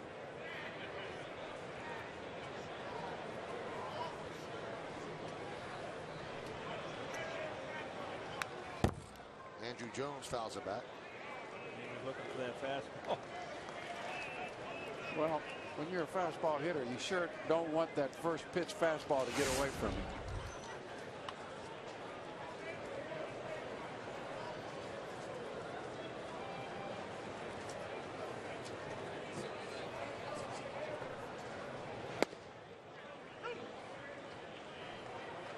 You start looking at the Red Sox are going to go to their pen from the rest of the game, and you know that's going to be a huge adjustment. Jonathan Papelbon gone. I mean that new closer role, is Bailey going to be able to take over there? And then Carl Crawford, you can touch on this because he's going through a swing change and trying to get back to where he was. You saw him play here in Tampa. How much he can do offensively when he's on. You know what surprised me last year about the Crawford situation is that they hit him at times behind Big Poppy. Yeah, back-to-back lefties. You know, back-to-back lefties, and more important than that, even if Poppy got on, well, Crawford could run. Right. But I'll tell you what, he first year under his belt in Boston, I think he'll do much better. Grounded softly to third. A throw pulls Anderson off the bag. So we'll see how they score that. Red Sox, some notable injuries. Lackey expected to miss the entire season. Matsuzaka could return mid-season. Crawford could miss the first 2 weeks with a wrist injury, had surgery during the offseason. Ryan Sweeney is day-to-day with a quad strain. And Bobby Jenks, 60-day DL with a back injury. They give Andrew Jones a base hit on that. Some big-name players. Yeah, there is. And you look at some of the other guys. I talked about Euclid. I mean, they need to get him back. And Buchholz. I mean, this is a guy who made the All-Star team a couple years ago, and you know what he did last year. So there's a lot of question marks, but there's a lot of talent there too. If some of these guys come back and put up the numbers they're accustomed to putting up. And then you look at the shortstop position. Yeah, that's a big question. That's a big question mark also. They dealt Scudero, which a lot of people wondered why would they do that. And you've got Aviles and maybe the kid Iglesias, who didn't really hit much in the minors. He can field with anybody, but his on-base percentage is in the low 200s. So I don't know if you can carry that at the big league level. Well, if you hit enough, you can. But I'll tell you, I like the idea of Derek Jeter type shortstops. Alex Rodriguez when he was younger. Cal Ripken.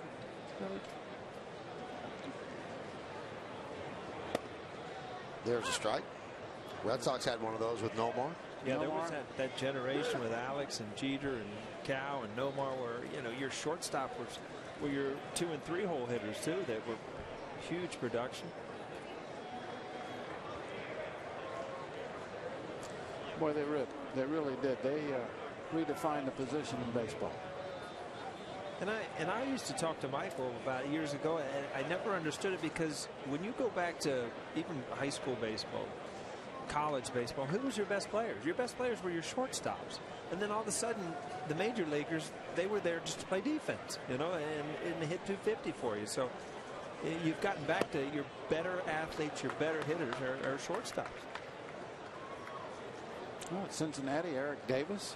Barry Larkin. Barry Larkin now, the Hall of Famer. Hall of Famer. What a great player he was. I think Eric Davis signed as a shortstop also, didn't he? He moved him originally, yeah. Originally, he didn't catch the ball as well as he should have, so they put him out in the outfield and became in my mind, at that time, he was the best all-around ball player in the National League. Yes. And Barry Bonds was in the league at that time, too. I thought Eric Davis at one time was better than Barry Bonds. What an athlete. What a nice young man. And how about Bobby Mercer? That's right. Came up as a shortstop. Mickey Mantle came up as a shortstop. How about that? Bobby used to joke that he was giving away too many souvenirs to the fans in the first base seats.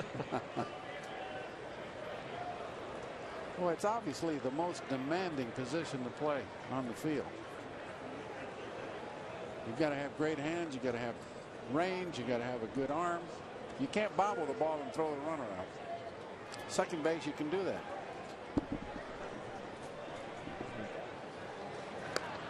We're talking about great shortstop, Vizquel. Omar Vizquel announced this is going to be his last year. Well, he's about 45. That's all right. He can still catch it. I'll tell you what great hands. Yeah. Vizquel has. He's trying to make the Blue Jays and actually playing shortstop and third.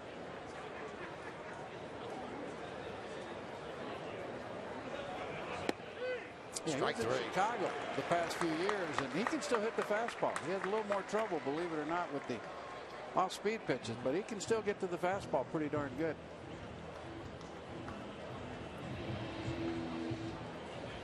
So one down, and that'll bring up Jason Nix. You know what's amazing about baseball is you can play into your late 30s, early 40s as long as you can still get to the fastball. Mm-hmm. You're always going to get a fastball to hit every at bat. Right when you get to the big leagues, you can catch up to any fastball. When you're young, the harder you throw it, the better. And then you learn to hit breaking balls. And then you start getting older, and you can't catch up with the fastball. So it's kind of a weird circle. Michael told me he'd never hit the fastball. That's why he didn't make it to the big leagues. That among many reasons. There was a few others you didn't mention. Michael, did you play in college? No. Not baseball. We've been through many of Michael's glory days up here, Lou. You've missed them. Oh, okay. Little League. Had it all.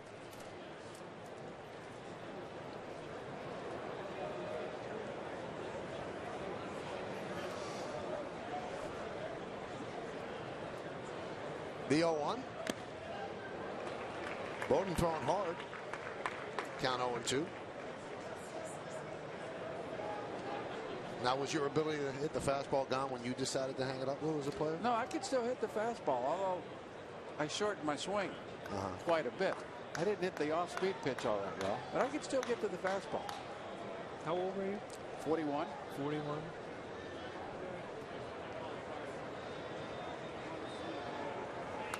Paul inexplicably hung it up after stealing 20 bases in his last year because he wanted to get up to the booth so bad. That's right. Paul could still play. Yes, I couldn't play anymore. I did the right thing by getting out. In fact, I probably played a year or so too long. But Paul, you could still play.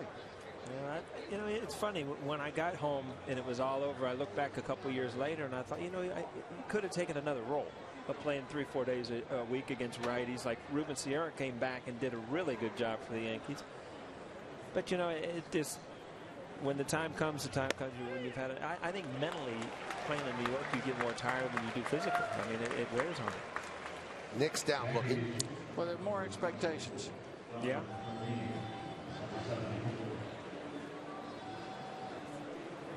Here's Doug Bernier. Scoreboard looking for some company. It's 0-0. Red Sox and the Yanks. Bernier struck out against Dubront in the third. What a night. The pitching coaches are having a good night. The hitting coaches aren't too pleased.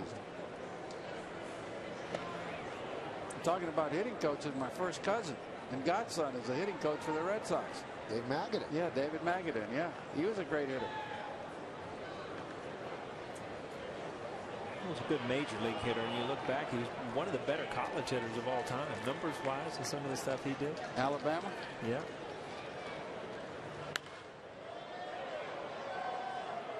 There he is. There's David saying hello to a few of his friends here in Tampa.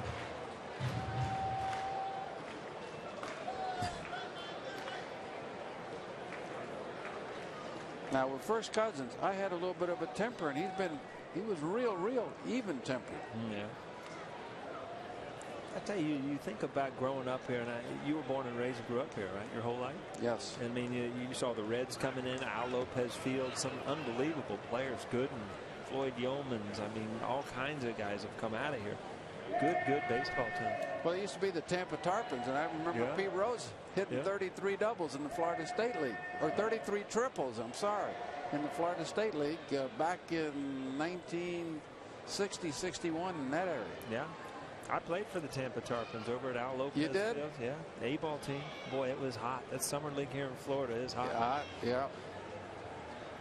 Yeah, Pete Rose was Rookie of the Year in '63, so it had to be '61 or '62. Yeah, I saw him play, and boy, he played the same way then that he did when he got to the big leagues.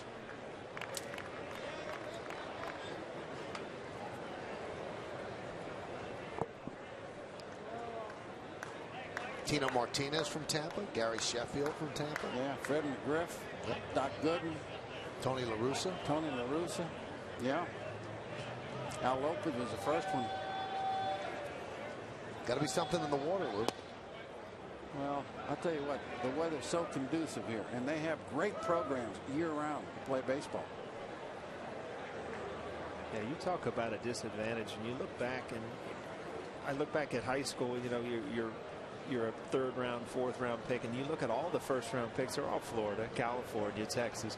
I mean, in high school in Ohio, you're playing, what, 15, 20 games at the most? It's cold. Yeah, these kids are playing year-round, playing 60, 70 games. Big advantage. 3-1.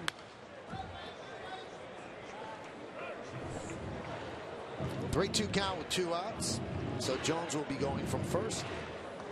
Anderson backs up, will not hold him off.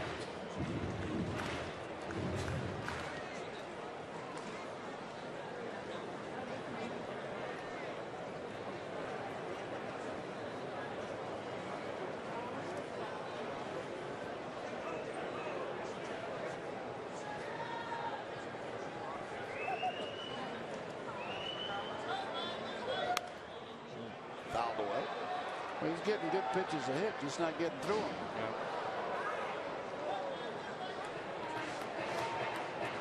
Cheat a little bit, young man. Just hope it's on the internet. That's it. We were talking about, you know, getting older and different roles, and you look at Andrew Jones on first base, what a different role he's in. I mean, years ago, one of the better athletic players in all of baseball, now with the Atlanta Braves. Now, you know, he's a right-handed or left-handed against left-handed pitching, a specialist. He still can hit the fastball. Foul back. Still getting a very respectable paycheck. Yeah. I don't think there's too many that don't these days.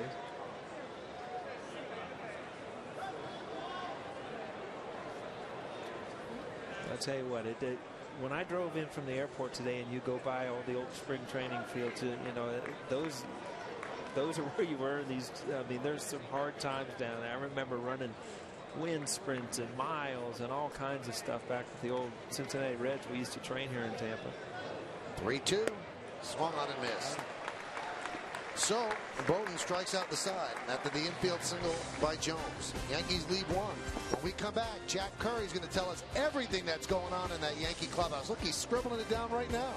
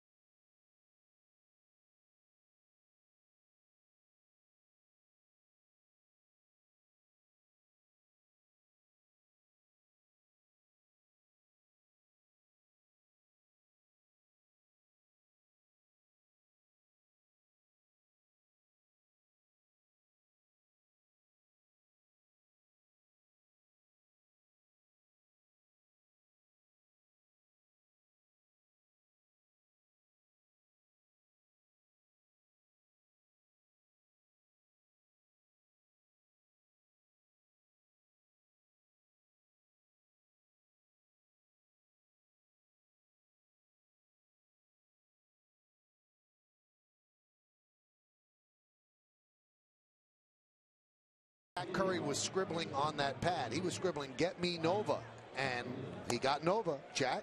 You're very observant there, Michael. I was saying, let's get Ivan Nova. Ivan Nova, nice enough to join us out here now. Ivan, 4 scoreless innings. How much better was your fastball command today than it had been in your last start? It was a lot better. It was a lot better. We put a lot of work on in the bullpen, and today I can, command my fastball better, and I think that was one of the, I got a really good result. Retired 12 of 14 hitters. After your last start, you said things felt very good in the bullpen, but then you were losing it coming into the game. What did you and Larry work on between starts to remedy that? I think my front arm was open too much.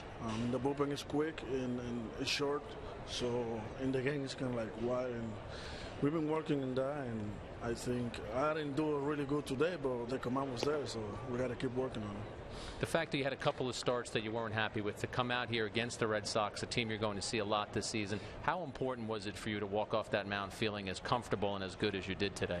Well, it's really important. It's really important because when you start, feeling good, when you have your stuff and you pitch game like that against a team that you're going to see in the season, you feel really good about it.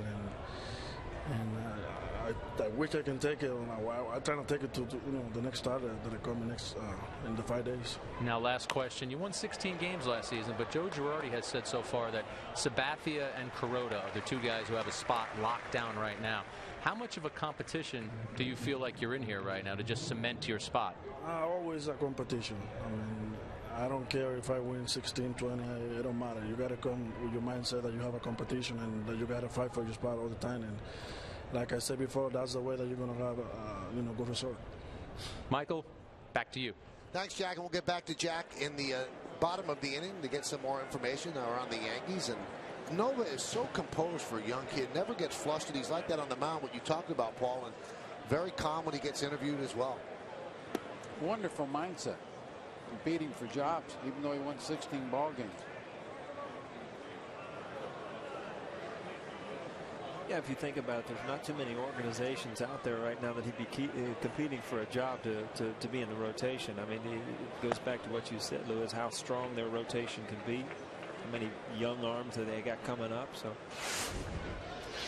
definitely a strength on the Yankees is their pitching staff. There's Boone Logan. And Brian Cashman made a couple nice moves. That one is driven out to right field. Jones makes the play. Picking up Pineda, picking up Corrado. Pineda is a guy that you really don't understand why an organization would trade a young, big pitcher like that. And because he hadn't got to the point where, he was making huge money. So you look at that could be an unbelievable trade for the Yankees down the road here. Well, with he and Nova, you really got 2 young horses to grow with.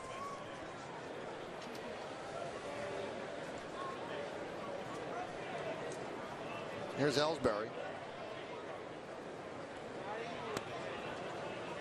You said a lot was going around. We had the Strawberry Festival. Jim Furyk was here. We got the golf tournament tomorrow, Michael, or Thursday. Over at Emmonsbrook. That's right. You want to go, Michael? No. Come on. To watch golf? Yeah. I don't even like playing it. Why would I watch? You might learn something. Are you going to go watch? No, I'll watch it on TV maybe. Well, these guys can hit it though, can't they? They're just, that's an amazing sport to me, because the more I play it, the more shots you figure out you don't have and how hard it is. It looks so easy on TV. You just figure, you hit it straight at the flag, knock it in, go to the next hole. Check swing. Paul Emmel said he did not go, so the count is 1-2. He did go. Oh, he did go. I'm sorry. It's 1-2. Hey, it's spring training. You're allowed to do that once in a while. I messed up. Sorry. No, we haven't gotten on the umpires yet tonight. Just give me a chance. I was just going to say, spring training, every check swing's a strike, isn't it? Missed inside. That's a pitch right there for me as a left-handed hitter. That two-seamer back in under your hands. Nothing you can do with it. Tough to lay off. Yeah, better off just taking it and hope you don't get the call. Now, what would you be looking for here? Well, knowing that I can't hit that pitch, I'm still looking out over the plate. I figure he's going to go with a slider away now. There he was. See, I got a base hit there. There you go. And Ellsbury got a strikeout. So 1-2-3 inning for Boone Logan. We played 5.5. He doesn't like the call, Jacoby Ellsbury, but you'll like the fact we're coming back.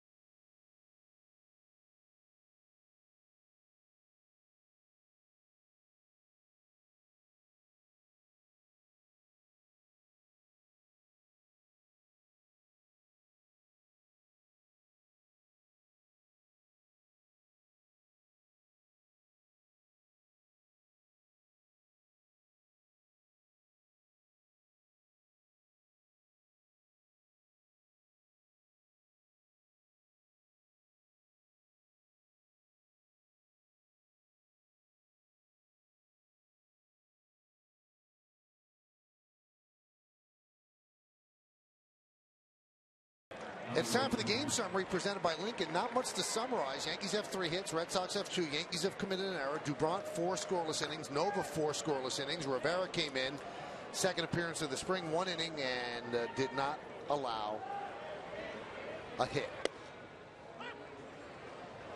There's a strike.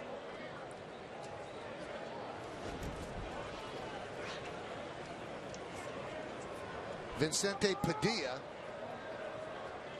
is the new Red Sox pitcher.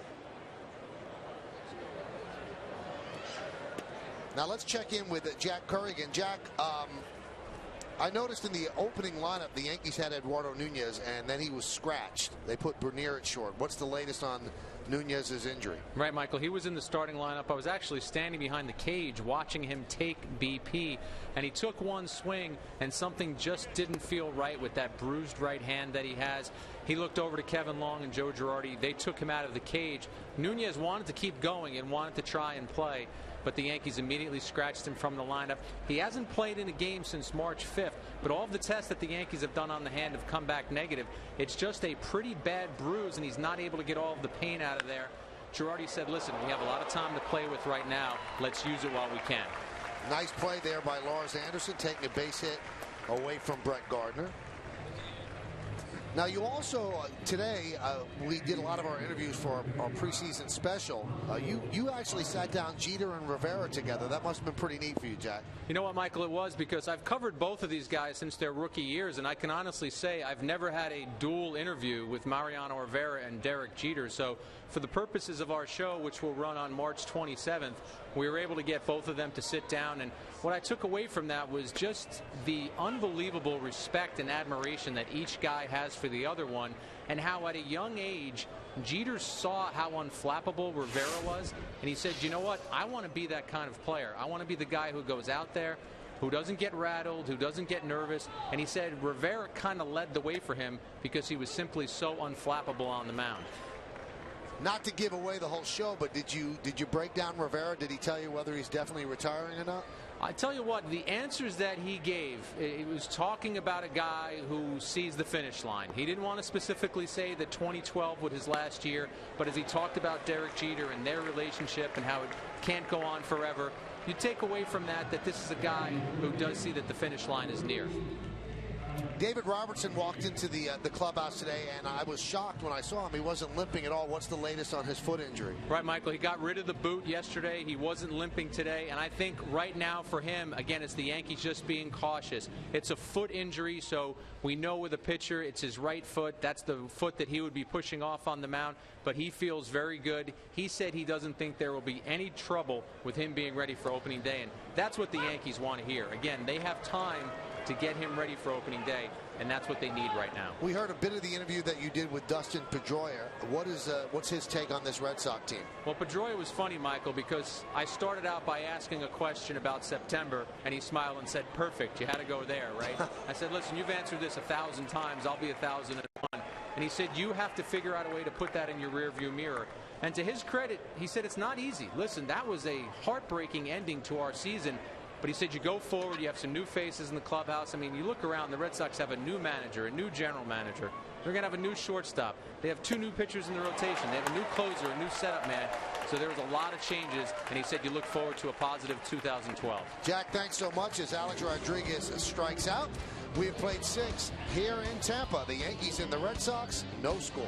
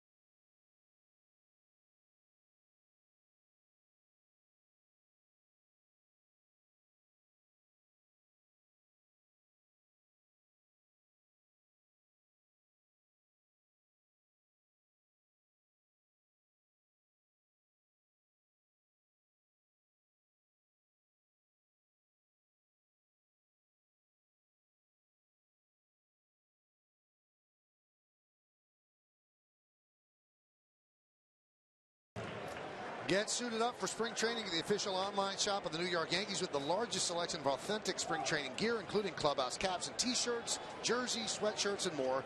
Get set for spring at the official source, the Yankees.com shop. New pitcher for the Yankees, one of the youngsters they really like, and they project in their starting rotation in future years, and that is David Phelps. And on the Ford scoreboard, there is no score as we go to the top of the 7th. Ryan Lavarnway takes a strike. Count 0-1. Phelps' numbers at AAA last year, 3.19 ERA, 90 strikeouts and 107 in the 3rd innings. Opponents hit .278 against him.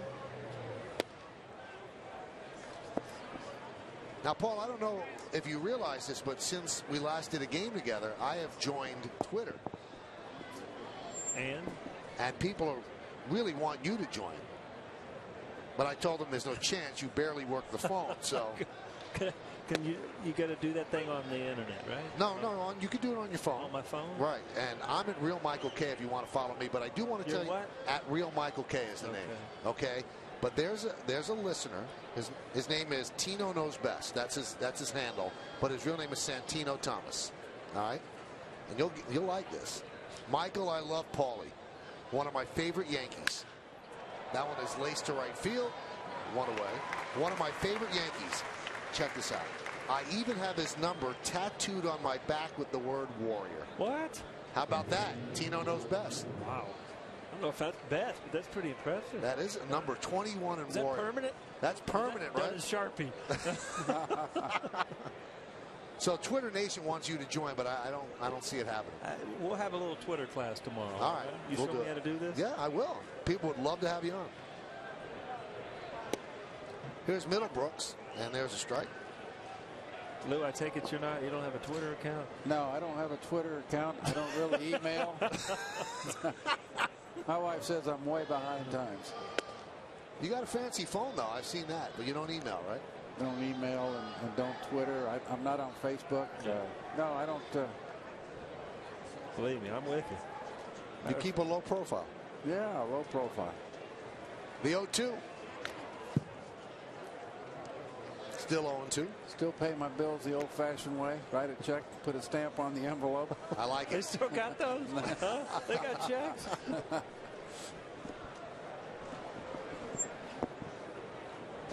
Michael, by the way, I think we scratched the whole starting lineup. We just went with a whole new duo out there. I think we have a new infield at least. We'll check everybody out. There's a strike. Middlebrooks down looking. Here is the lineup that Paul's talking about. So you've got Maxwell out in left, Melky Mesa in center, Anzuelo Armante, who Joe really likes a lot. He's out in right.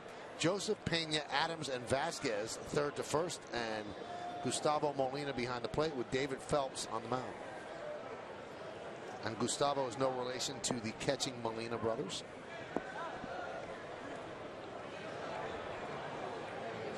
Trying to impress. There's no question about it. That the cut's coming. They might not get many more opportunities. You know, if you can get a hit or an extra game or two, I mean, that week of meal money, the minor league, that's awesome. Don't forget about that.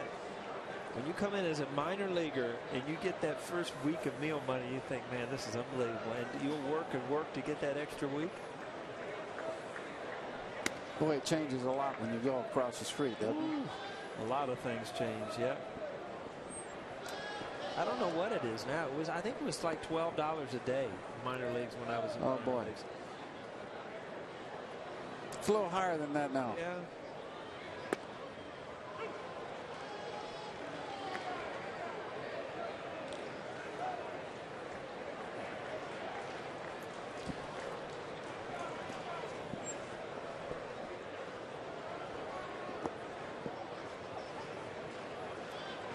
The 1-2.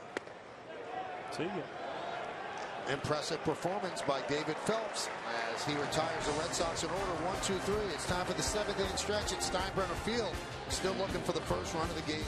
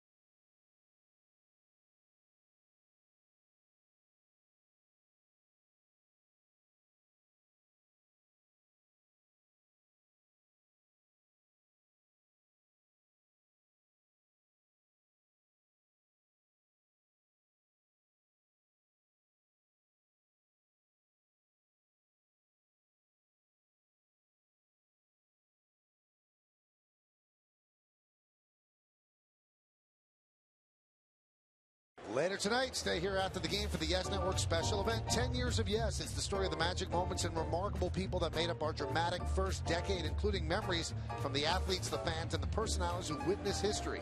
10 Years of Yes premieres tonight after the game. It is only on Yes. Where else would it be? Ford scoreboard, no score. Vicente Padilla in his second inning of work. Felix Dubron started. He gave the Red Sox 4 innings. Then Michael Bowden gave him 1. Padilla pitched a 1-2-3-6, and now pitching the 7th. And Jorge Vasquez fouls it away. Well, there are times when you have great pitchers on the mound. Lincecum, Halladay. But boy, you expect good pitching then. No runs. Right. I like to see offense, don't you, Paulie? Yeah. They had too much batting practice today or something. They wore themselves out, especially when you come down in spring training, the night game. It's nice and cool, the lights.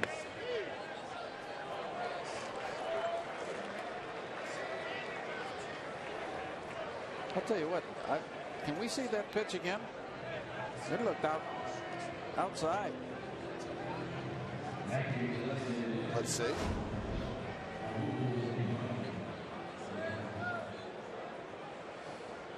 That's up and away, Lou. That's not just out. That's up and out. Yeah, that's not a good pitch.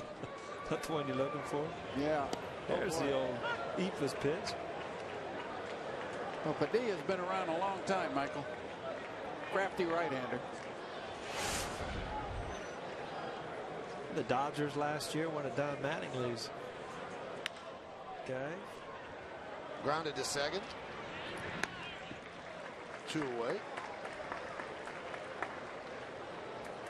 He worked out of the bullpen for the Dodgers. I think he's probably battling for, what, a middle spot with this Red Sox team? You would think. He's a guy, he's an ex-starter. So, you know, if you put him in the pen, he can give you some length if you need him. He was with Texas. He's been with Philadelphia. So he's been around with a few teams.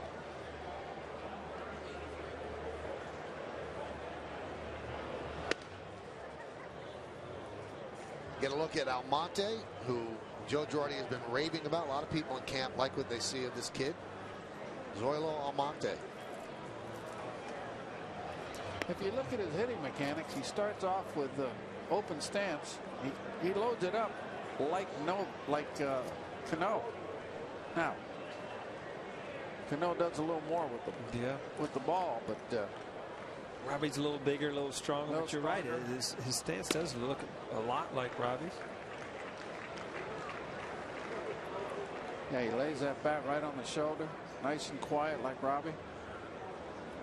Boy, Cano can swing it. He's the best.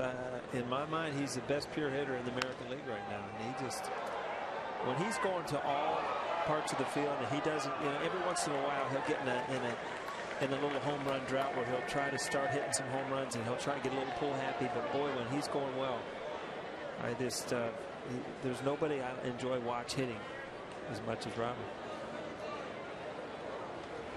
Swing and a miss. So an impressive performance by Vicente Padilla. 6 up, 6 down, 7 in the books. There's no score. Let's go to the 8th.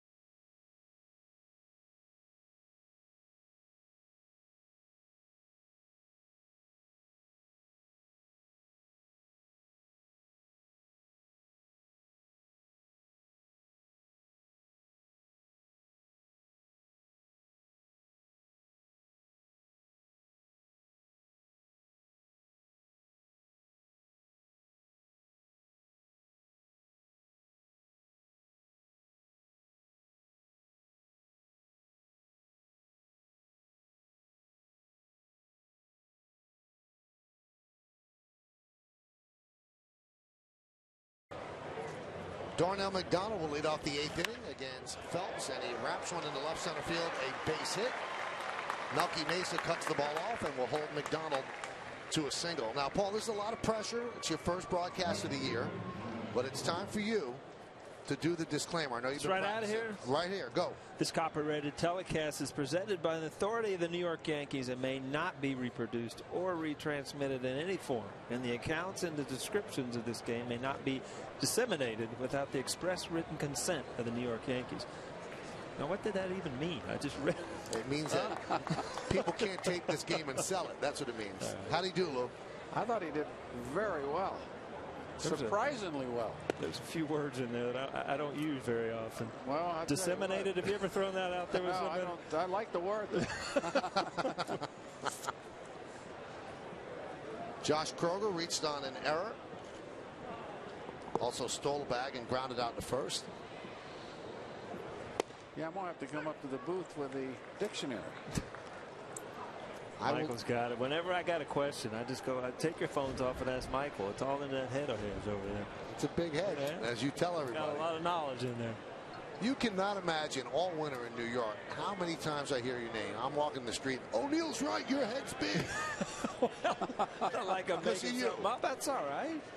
You know, as long as you're known for something, right? That's a great thing to be known for. Lou, I don't know if you knew, Michael and I vacation together now. We were in the Bahamas together. Really? Families and all. Yeah. Where'd y'all go? The Atlantis? Yep. I'll tell you what, he's a different guy away from the ballpark, Lou. He's actually normal. What's called a balk. Balk right there. We'll have Lou and Paul break that down.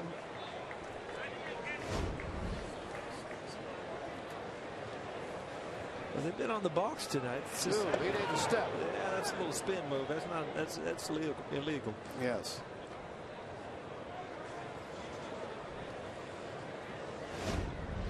The 2-1. 3-1. Well, obviously here, left-hand hitter needs to pull the ball. Good pitch here would be to throw a nice little sinker down over the plate.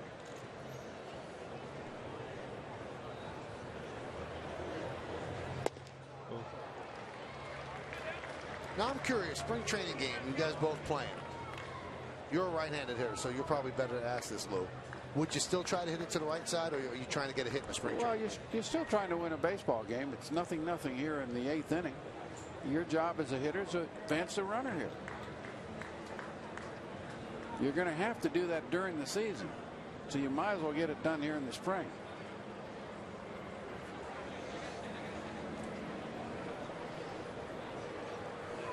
I don't know if you're thinking about it as a hitter, but I know the manager's seeing what kind of players he's got, what guys will do what his approach is here. Well, that approach wasn't great. He got nothing done as he strikes out.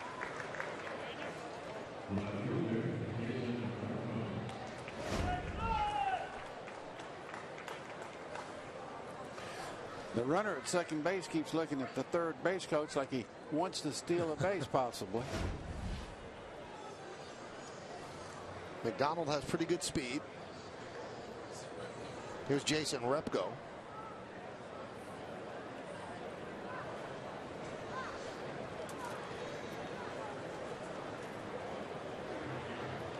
Joe Girardi in his 5th year as a Yankee manager, and I don't know, Lou, if Joe realizes how good he has it, because in the old days when you managed Red Sox on TV back home, this was a game you'd have to win. Well, you had to win this one. You had to win the Mets game for sure. And George Steinbrenner was serious about that. Well, he would tell the manager from time to time, I want to see who's pitching in these key spring training games. He says, you got to win a certain amount of games, but you got to win the right ones. And the Red Sox were the right one, and so were the Mets. And we threw the Rays in the mix then. I mean, that was very important to beat the Rays. Like I said, I truly miss those days. Yeah. George would walk out on the field with that old white coat on. He was the only one that had one, too, the Yankee white coat.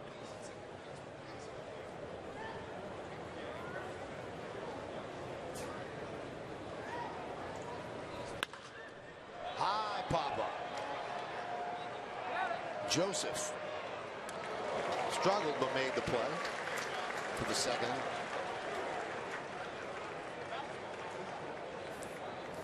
Well, here in Florida, you have a lot of these low-scoring ball games. Now, I managed in Arizona quite a bit in spring training. You don't have those games in Arizona. Light air, ball flies. Yeah. Infield's hard. Do you believe in the, the light air, something that the ball doesn't break as much?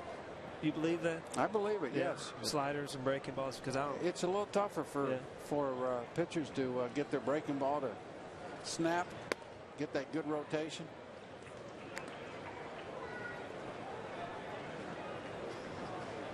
You know, I've always liked offense, though.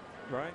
I mean, I don't care what it is. Football, I want to see touchdowns. Basketball, I want to see dunks. Baseball, I want to see a home run or two. I think if you talk to most fans, they'll tell you the same. Yeah.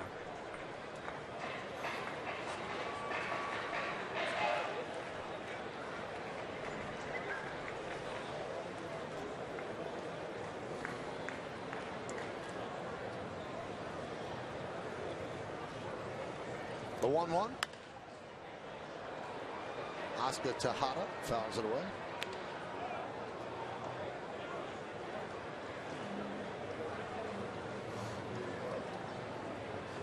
We're in the 8th inning. There's no score. Well, I see Reggie down there give him some wisdom.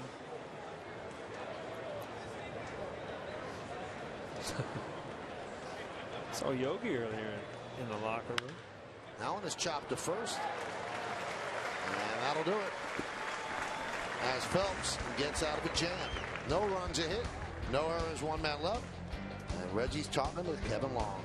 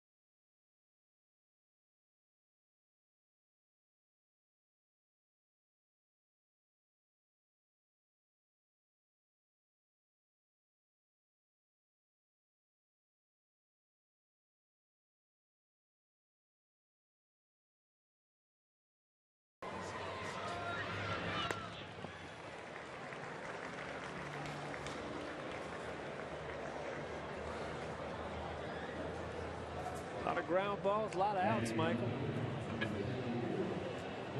David Adams jumps on the first pitch and grounds it to short. So 1 away as Padilla enters his 3rd inning of work. And here's Justin Maxwell.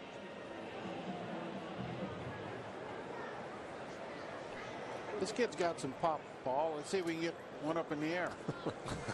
I'm thinking, if you're the manager here, what do you're hoping, this guy can get on, or a home run or something. You got to try to figure out how to score a run. And I'm not talking in a spring training game, but I'm talking about a Red Sox Yankees matchup in July, where it's 0-0 in the 8th inning.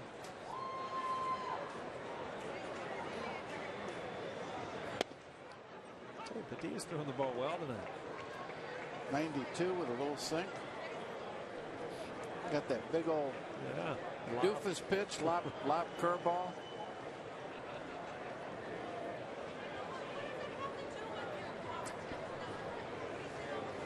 Crafty veteran. Crafty. Best pitcher you ever faced, Lou? Well, the toughest pitcher for me to hit was Nolan Ryan. He's just so overpowered. And if you took a good swing off him, he brushed you back a little bit. How about you, Paul? I mean, Randy Johnson, I just couldn't pick up the ball. Yeah, to me, Randy Johnson, I just one guy that when I went to the plate knew that unless he really hung a slider or something, that I couldn't get a hit. He was that good. Very few left-handers had good at bats off Randy. Yeah. Don Mattingly once told me a story that he knew he was facing the Mariners and Randy Johnson. The next day, he said he stayed up all night. Just don't bail out, don't bail out, don't bail out. He said the first pitch he threw at my head, and I'm staring at the ceiling of the kingdom. I said, well, that was a wasted night. He said, please bail out, please bail out. Here's Ramiro Pena. Madley hung in there very well against left-hand pitching. Yeah, he always had that front shoulder where he'd almost kind of pointed at the pitcher, and he didn't budge with it. And he was quick enough to get to the ball inside. That one's popped up, and the play is made for the final out of the 8th inning. We're going to hear from Mark Teixeira talking with Jack Curry outside the Yankee clubhouse. That's when we return. We go to the 9th. There's no score.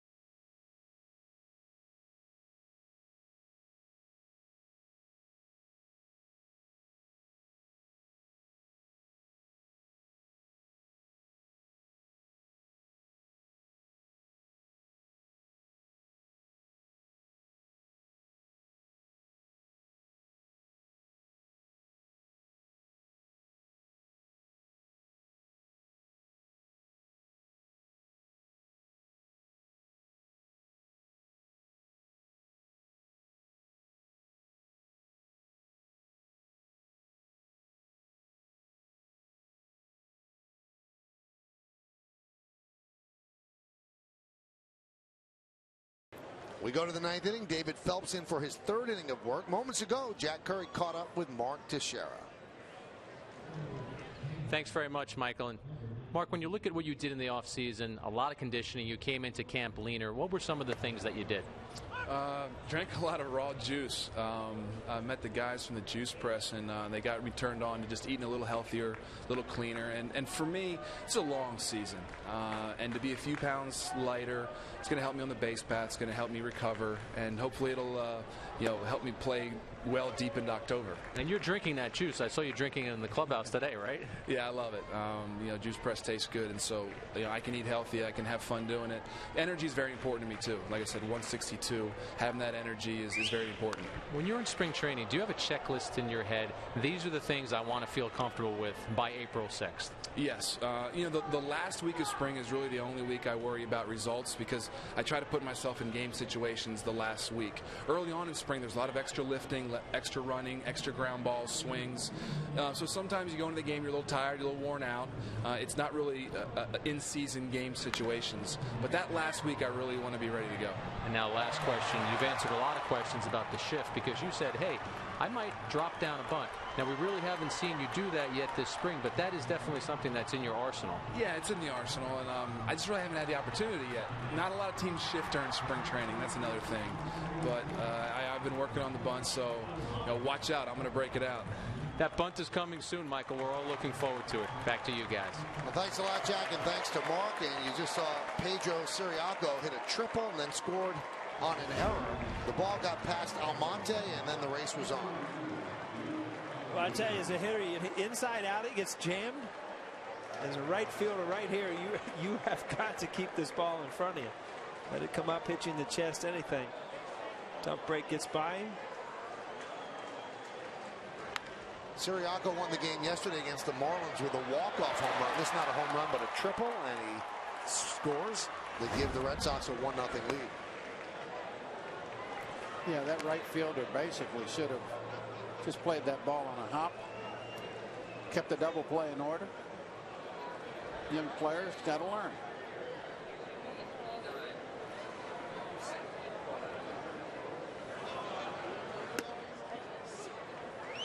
In that game yesterday against the Marlins, Ozzie Guillen came out and got thrown out. And as he was walking off the field, Bobby Valentine was waving at him. And when told about it by the media afterward, Guillen said, "I didn't see him waving at me. If I had, there would have been another hand gesture." Well, you got two characters, Ozzie and Bobby. They're fun to watch. They keep things entertaining. Strike three. Well, Ozzie's got some talent this year. They went out to the free agent market, brought in some players. Reyes, they picked up the left-hander from the White Sox, starting pitcher. Burley. They moved Ramirez to third. He's got some talent. Yeah. Marlins, $111 million payroll. That's unheard of. Yeah. Now, if you're keeping score at home, two things: stop. Second thing is that's a single, a two-base error to Zoilo Almonte, and then an E4 allowing the run to score. You look at some of the big time. We were talking about the Marlins and their acquisitions, but Albert Pujols, he's going to be in Yankee Stadium on opening day, and don't the Angels come in opening day? Yeah. Prince Fielder coming in with the Tigers this year. Two big hitters. I ask Michael every year, Lou, who you like? Who you like in the divisions? American League East, Central, and the West. Who you got? Me? I like the Yankees in this division. I really do. I like their pitching. They've got a veteran ball club. They got a decent bench. If they stay healthy, they're going to be very tough to beat. In the Central, I like the Tigers. And I'll give the edge to Texas in the West. The Over Angels, Anaheim? I think so. I really do. Texas has got some nice talent. And it's going to be interesting to see the wild card because Tampa Bay is very good. Is it going to be Tampa Bay and Boston? Is it going to be Tampa Bay and the Angels, or the Boston Red Sox going to be left out if you think the Yankees are going to win? So that second wild card is not going to be a gimme.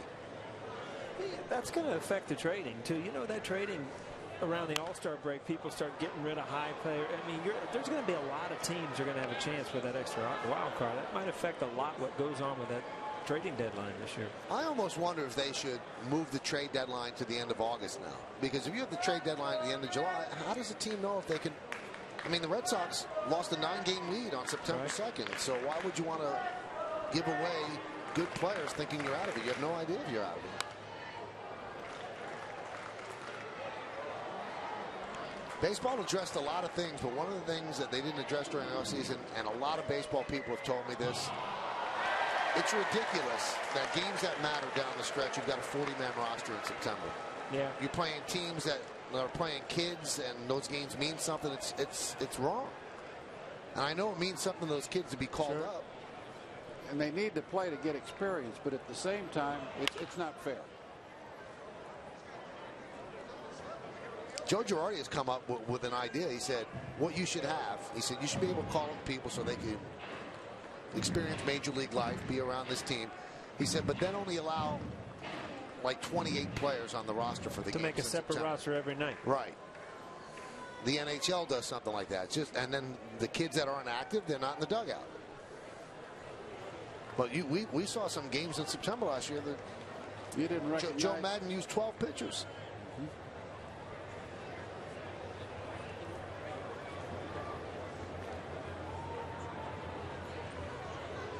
The 2-2. Strike three. LeVarn Way down looking. Now, Miami, they opened a new ballpark this year, right?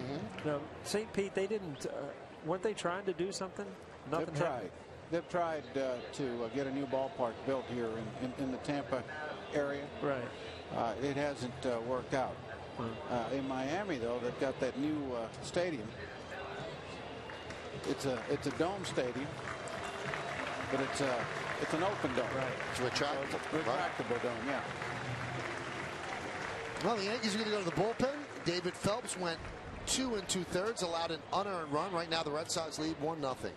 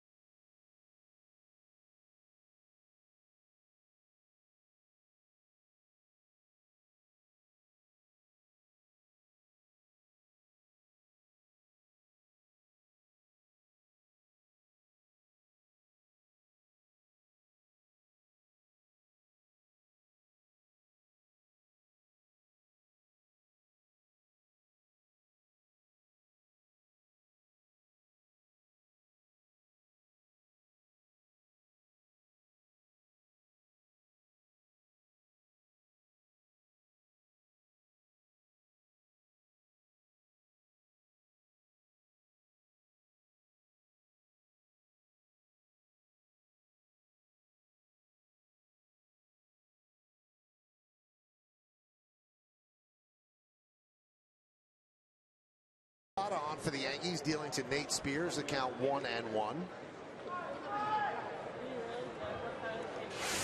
Rapata trying to hook on with the Yankees if they carry a second lefty behind Boone Logan. We saw Boone Logan earlier in the game. Pitch to 1-2-3-6. Rapata's a little nasty against left-hand sidearm. hitters. Everything goes away from you. Makes you give a little bit. You've really got to stay on the ball with him. Yeah, these sidearm lefties were tough. I mean, and they were all specialty pitchers. All came out, so you didn't really get a good long look at them. You got one at bat a night off of them. And Rapata comes on to get Spears, and that will do it. But the Red Sox, 1 run, 1 hit, 2 big errors. Nobody left. We go to the bottom of the ninth. The Yankees trail this one 1-0.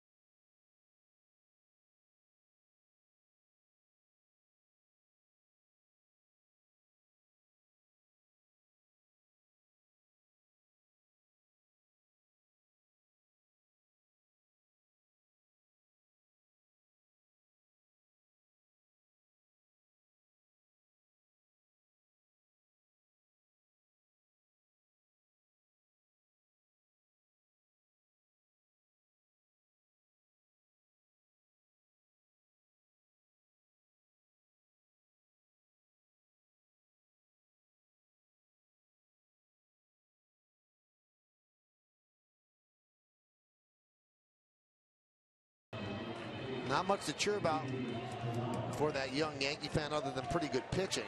8, or should I say 9 shutout innings of unearned ball, but the Red Sox did score an unearned run in the 9th, and that gives them a 1-0 lead. So the Yankees have their last shot here in the 9th, and the new Red Sox pitcher is Junichi Tazawa, and he's going to face Melky Mesa. Michael, you said that like you've said that name before. In my sleep. Hammered foul. See if we can put up a 2-spot here, Michael.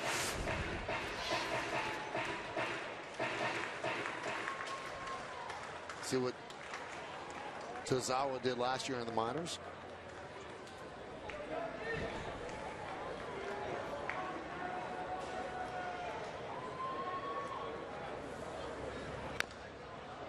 Grounded foul, count 0-2.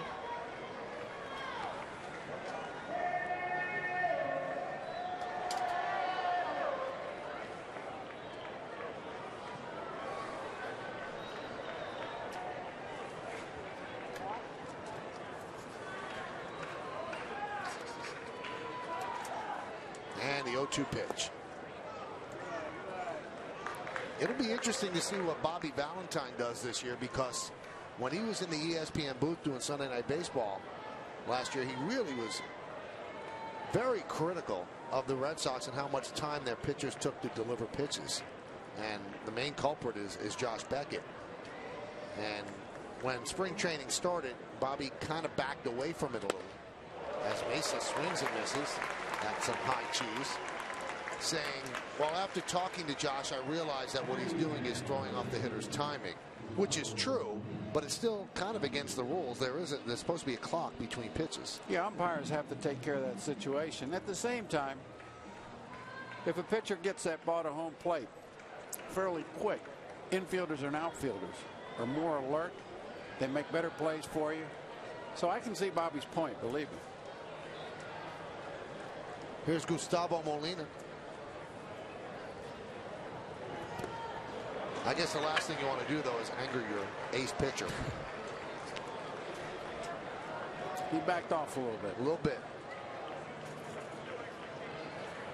1-0 Red Sox. Red Sox come into the game with a 6-2 record. Yankees are 5-6.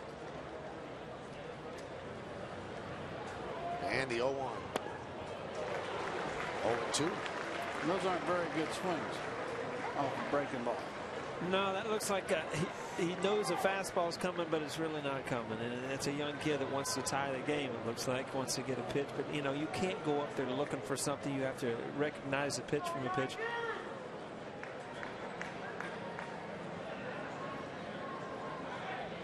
Swing and a miss. So the Yankees are down to their final out. Pretty good job by Tazawa to not go away from it. It's working for you. Why change? A lot of pitchers want to try to trick you and go to something else. Paul, that's a great point. The guy's having trouble with a particular pitch. Yeah, Just I don't keep care. going until he hits it. Here's Corbin Joseph.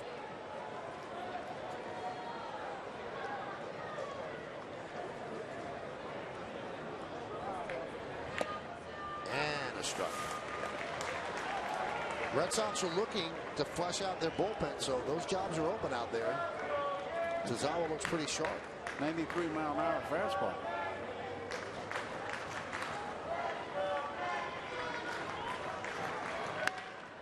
And the game is still alive as Joseph singles through the right side.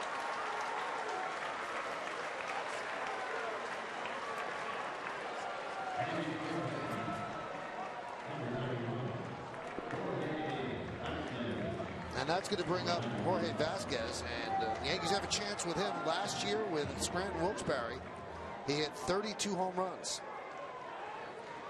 In fact, in 11 minor league seasons, he has 193 home runs, so he has some power. I was watching him take batting practice today on field 2. He was making it look small.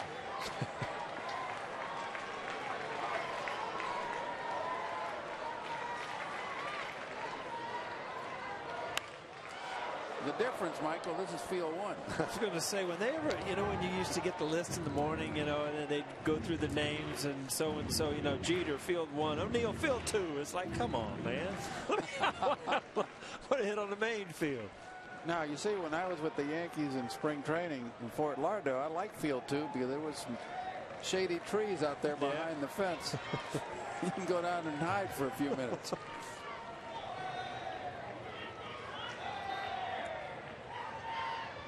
What? Oh, he stepped off.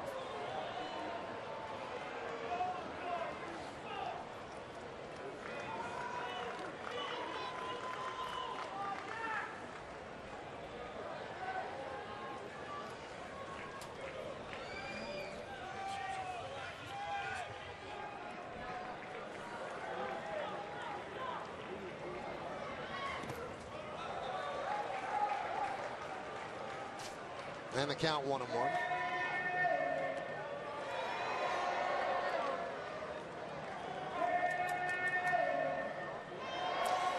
I know you don't like the game with the stolen base, 1 run down, but I wonder with 2 strikes if Joe will send the runner. I was going to ask you, managing wise, I've kind of seen a change a little bit of people steal bases late in the game where it was, it was forbidden years ago. Never, give the guy a chance to hit a home run. But it's easier to hit a single and drive a guy in from second than it is hit a home run.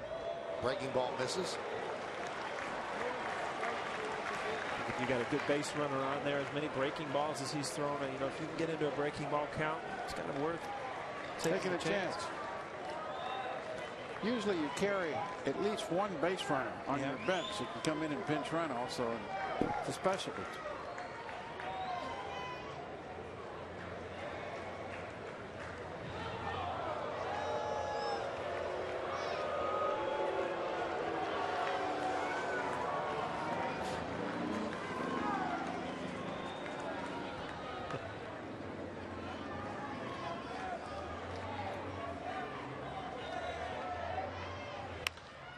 Grounded foul.